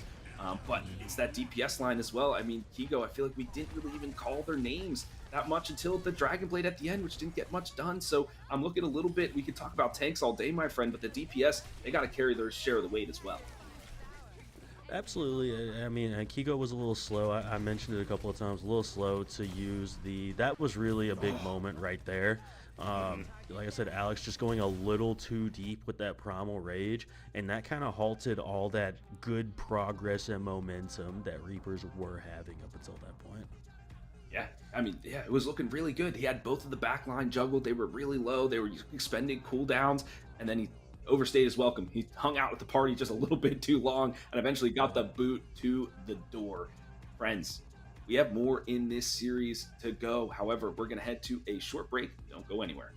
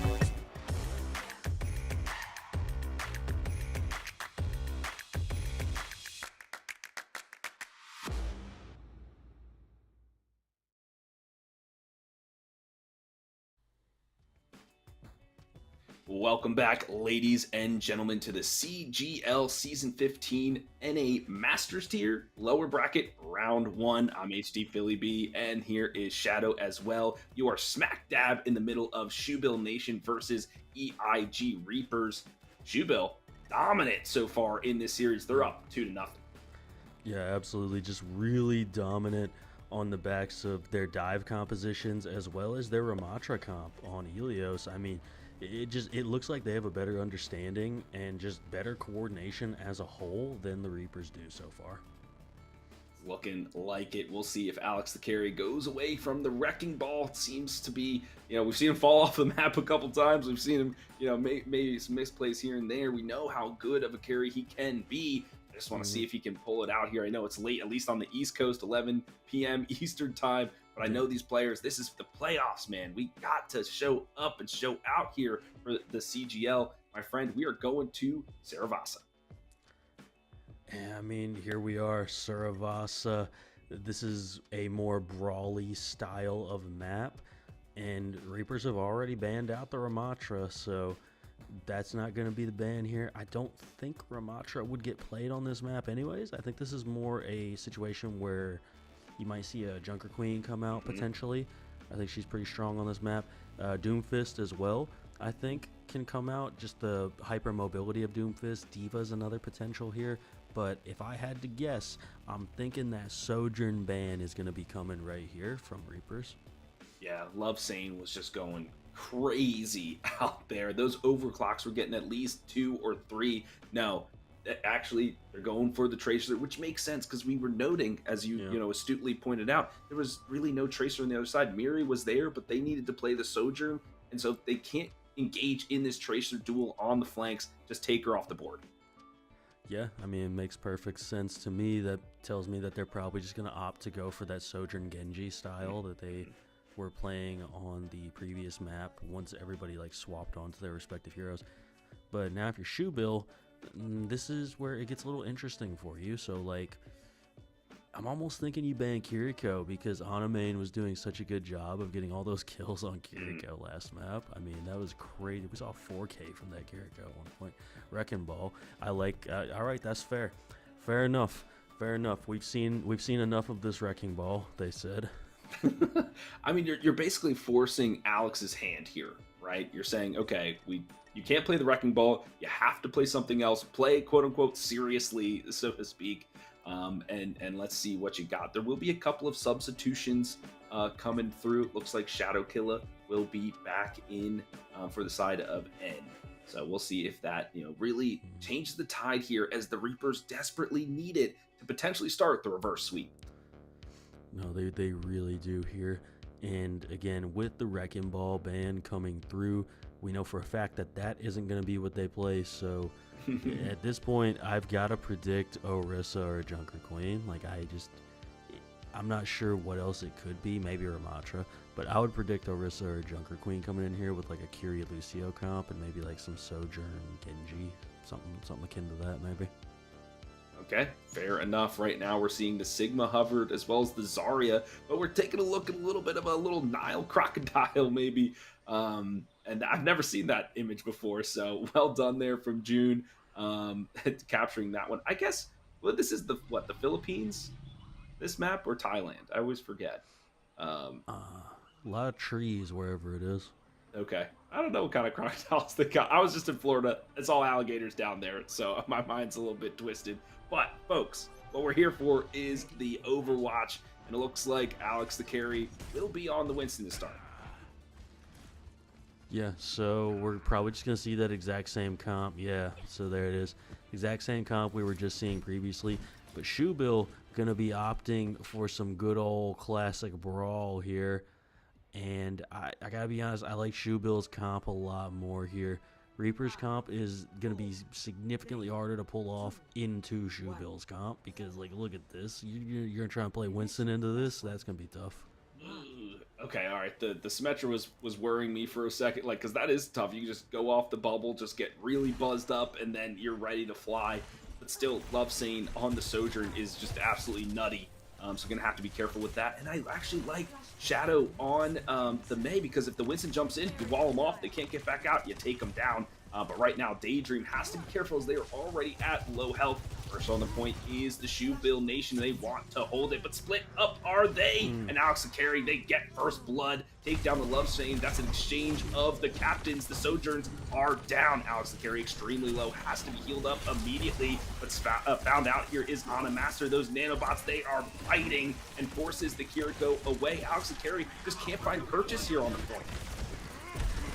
Yeah, I mean, that's the advantage that this Ramatra comp is going to have, is they can just all bunch up with each other, and you're probably not going to kill any of them. But when somebody splits off like Daydream just did, that's your opportunity if you're the Reapers. That's exactly what they were looking for, finding opportunity within the chaos, and they get a 2 for a 3 for a 4 for a team kill for the side of Reapers, and all the while they had held on to the point here, my friend. The percentage is massively in their favor. Yeah, and I mean, you can't allow yourself to get soloed out if you're anybody from Shoebill Nation, because your comp will just kind of run through Reapers, but you have to all be together with your Ramatra. If anybody ever splits at any point, that's the moment you can be had. Be very difficult. Maybe now they have to hold it, and with the rally online, that is going to be a lot of healing on the board. But the Kitsune Rush can really put in a ton of damage. Kigo with a great flanking option, goes for the Swift Strike, just barely whiffs it, doesn't get the reset on that. Unfortunately, Lovesane, though, doing a ton of work. We know what they can do. Aubrey just backed into a corner and taken down. It's all up to the Lonely Juno to heal the rest of the squad, but she's under duress as well. It is just bedlam out here on the first point. Flip, though, for Shoebill Nation. It's just how long could they hold? Not with under the might of Kigo's blade. He is slicing his way through, finds 2 there. Now he's might be sacrificing himself. He does eventually go down. Shadowy having this ice block available, though, just going to stall it out a little bit for their team. Sound barrier comes out. Alex the Carry with a nice animation cancel there. Wow, and he just squishes 2. Frozen, though, by the Blizzard there. Now the Annihilation expended here from Simple Math just to get a little bit of extra health. The Primal Rage is a battle of the tanks, but the might of the Scientist, the rage of the Monkey comes through. The flip, though, does it? Okay, there. Now the overtime wick is burning. Shadow Killer finds themselves on the scoreboard, and point number 1 goes to the Reapers. Yeah, and I mean, this honestly, so far, Ana Master is just doing so well at staying alive and just not being under pressure from Simple Math. And look, here we now have a more all-in style coming out from Shoebill Nation. You're having the Juno Lucio, you've got a Zarya, you've got a Reaper. You're trying to just go as fast as you possibly can now on somebody. Absolutely, and this is a good counter against the Winston as well, especially the Reaper. You know, he likes to get those Hellfire shotguns in, and there it is, the Bull Rush composition. Simple Math with a triple kill. They were just deleted off the map, Reapers. We didn't even see them for a second. No, and that's how you have to play this comp too, right? Your Juno has no protection whatsoever, so you have to speed as fast as possible, because your Juno's a lot easier to kill now without that Brigida available. Yikes. Overclock, though, from a Lovesane. This is going to have to be crucial. It's the only one on the board here for the side of Shoebill, and Ana Master already up to another Kitsune Rush. If they let that one fly unsuspectingly, it could be the win condition for moving into it. 44 or 45% on the clock, and it's Alex the Carry. He was out of sight from his back line and immediately gets blown up. Now it's just going to be run and train as Shadow is in the back line. The Hellfire shotguns raining bullets from above. That's a 2 kill for them, making it triple. They hold. And now Shoebill Nation is looking like they really know what they want to do with this comp, right? There was just too much indecision and splitting happening previously. Now you're noticing everybody is with their Zarya pretty much at all times, just kind of sandwiching in people consistently. Here comes the Kitsune from Ana Master. Oh, it is masterful there, and they pick out Lovesane. They have the overclock as well, so it's an ultimate shutdown, but it's the Death Blossom. The Beyblade was ripped there from Shadow. He does claim 1, but the Kitsune Rush so powerful. In the nick of time, the team kill comes through, and so does the flip.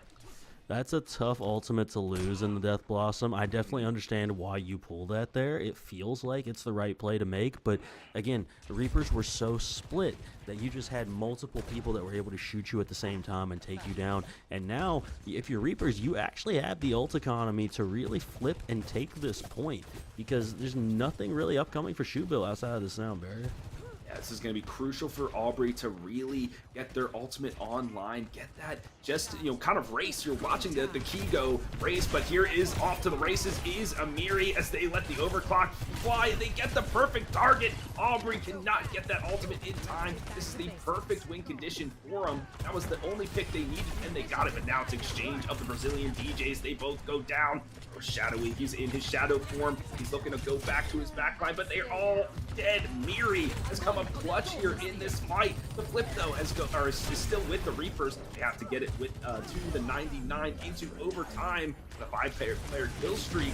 Simple math. He's doing his dangest to stay on the point, but he is just getting overrun. The sound barrier has to be expended. Connects on to 3, and they're just buying all the time that they can. They can find an elimination. It is all well and good for them. Finally, they pick up Shadow Killer. Can anybody touch? Yes, it is. With barely a sliver of health, Alex the carry and no ultimate in his name. But it's Kigo with the slice and dice. This is crazy out of here, Shadow. Ultimate's all over the board. The overtime wick is burning. We are now tied up 1-1. What a fight. Oh my goodness, that was crazy. I gotta be honest too, when I saw Alex start jumping around with that Primal Rage, I was like, oh no, he's gonna jump off the map. This is the part, this is the spot you can do it at, especially with a Primal Rage. But we see Alex swapping over to this Ramatra. I really like this swap here, because now you're playing something that can more front face this team, but I think you almost want to match the Reaper, because you just need something that puts that same level of fear into the Reaper that the Reaper puts into your tank line. Makes a lot of sense to me. He is, the leader of Null Sector after all, so very menacing figure indeed. The Death Blossom into the back line takes out 2, make it 3. Shadowy from the depths of hell claims all 3 victims. The point goes the way of the Shoebill Nation first. Oh, you love that play. The bubble coming on right as soon as they pop the ultimate. And I mean, Reaper kind of just, you have to deal with Reaper, right? He does way too much damage to just let him walk around and be as he is.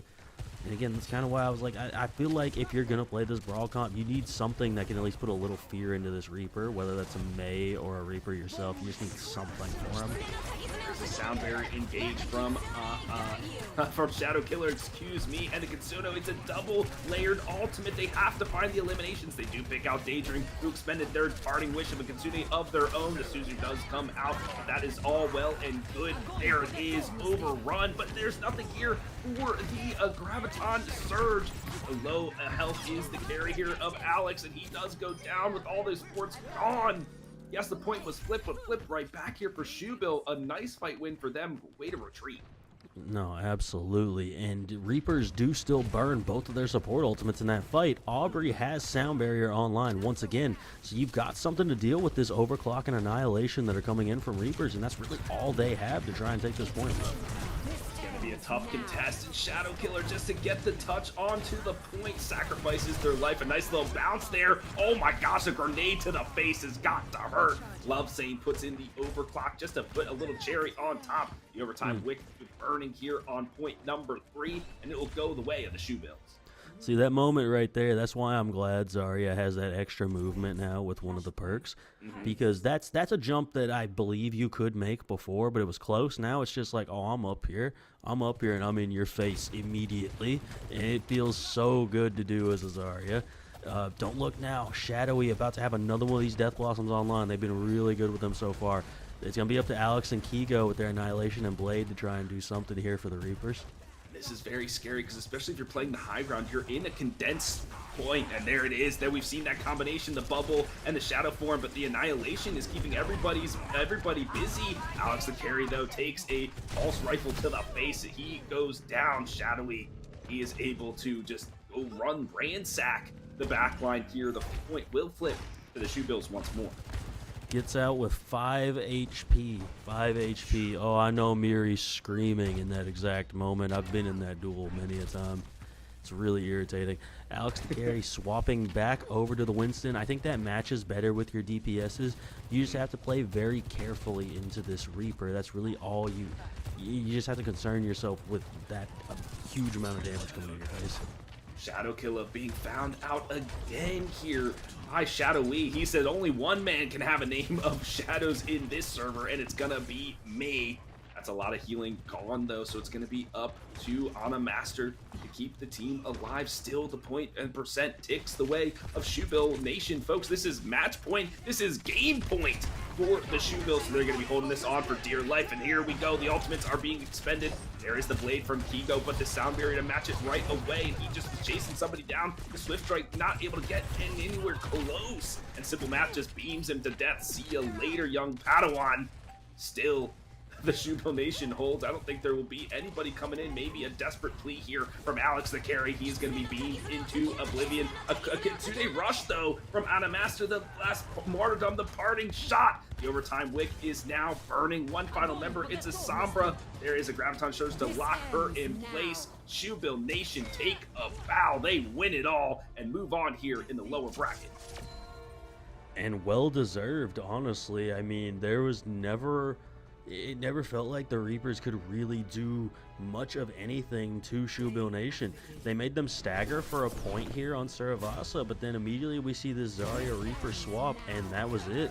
That was it. There was just never any more of a contest from the side of Reapers. Sure. And something, you know, when I coach my students in Overwatch and Marvel Rivals, it's most about how do I analyze what my team or the other team wants to do, and how do I counter it, and what can we do against it. And that's exactly what they did. They got rolled over that first point, then like, wait a second, if we switch to this, that, and the other, we can take it to them. And that's what they did for the next 3 points. No contest. Shoebill Nation really showing the intelligence and the teamwork that they have to really make a name for themselves here in the NA Masters tier. Like I mentioned, they will move on to face who was it, low levels, another really Fellowship. Good Fellowship, another really good team. So that is a match you don't want to miss, folks. These are fantastic replays, but we are going to have an interview from a very special member of Shoebill Nation, so you will want to stick around for that.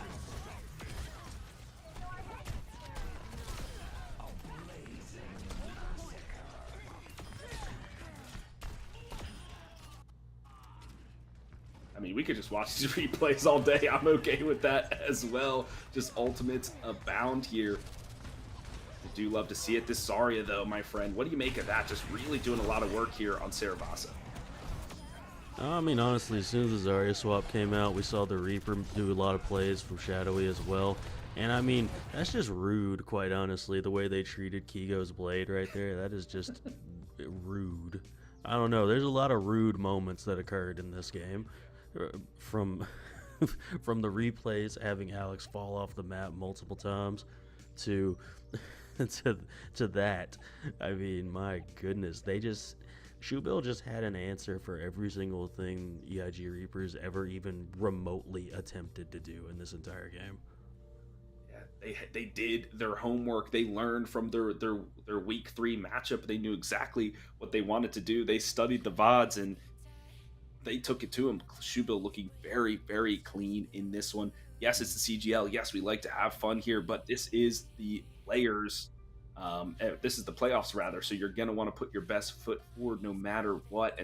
And the Shoebill Nation really did so. Okay, now I am hearing from my producers here in Hippie that we will have our interview. But first, we're going to head to a short break. Let's free fall. I'm so caught in this, but so lost deep in it, can't stop. I'm forever the one you call. Let's free fall. Let's free fall. Let's free fall.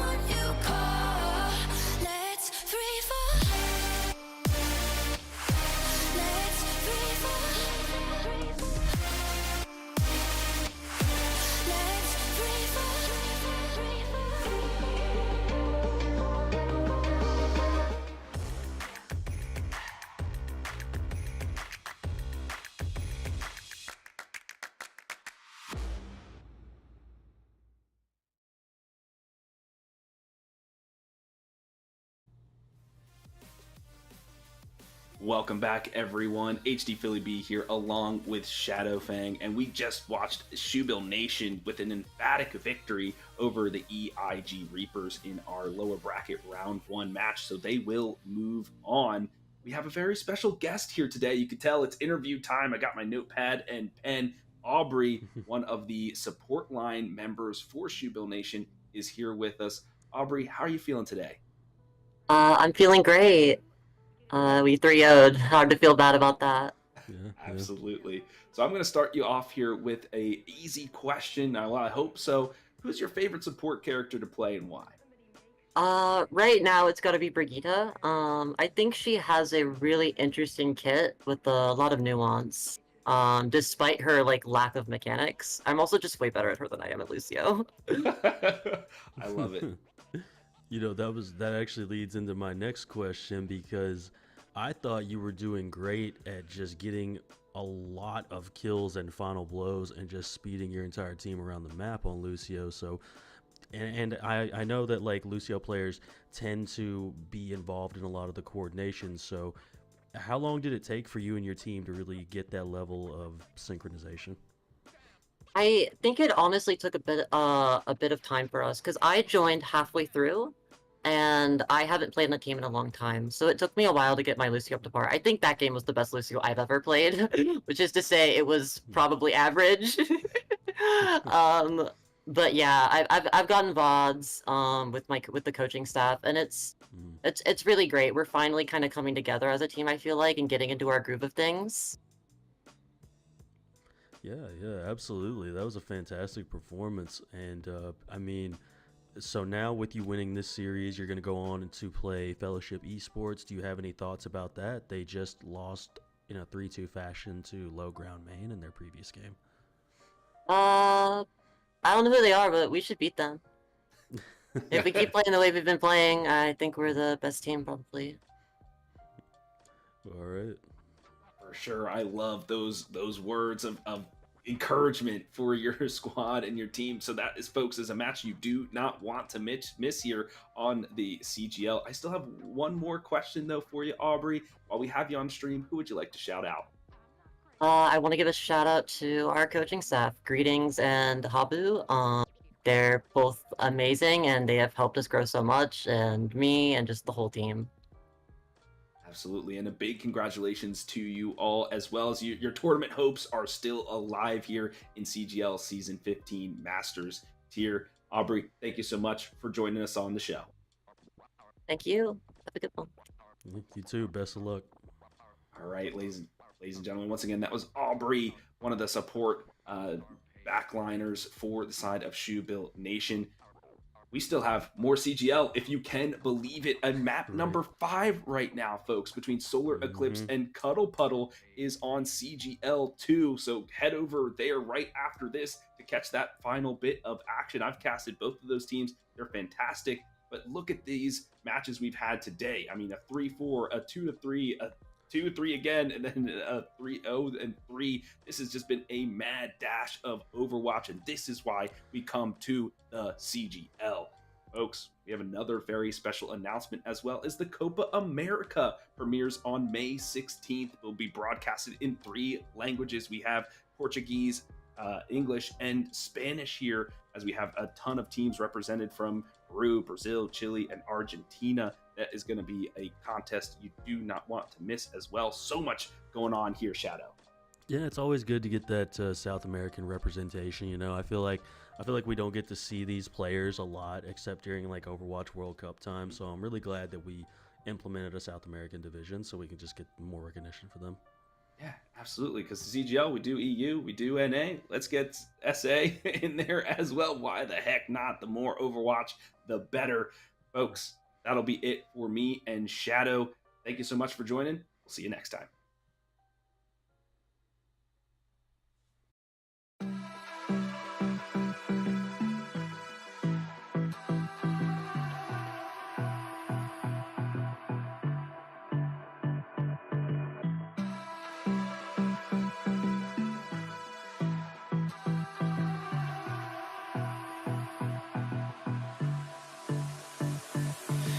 I don't know what you want.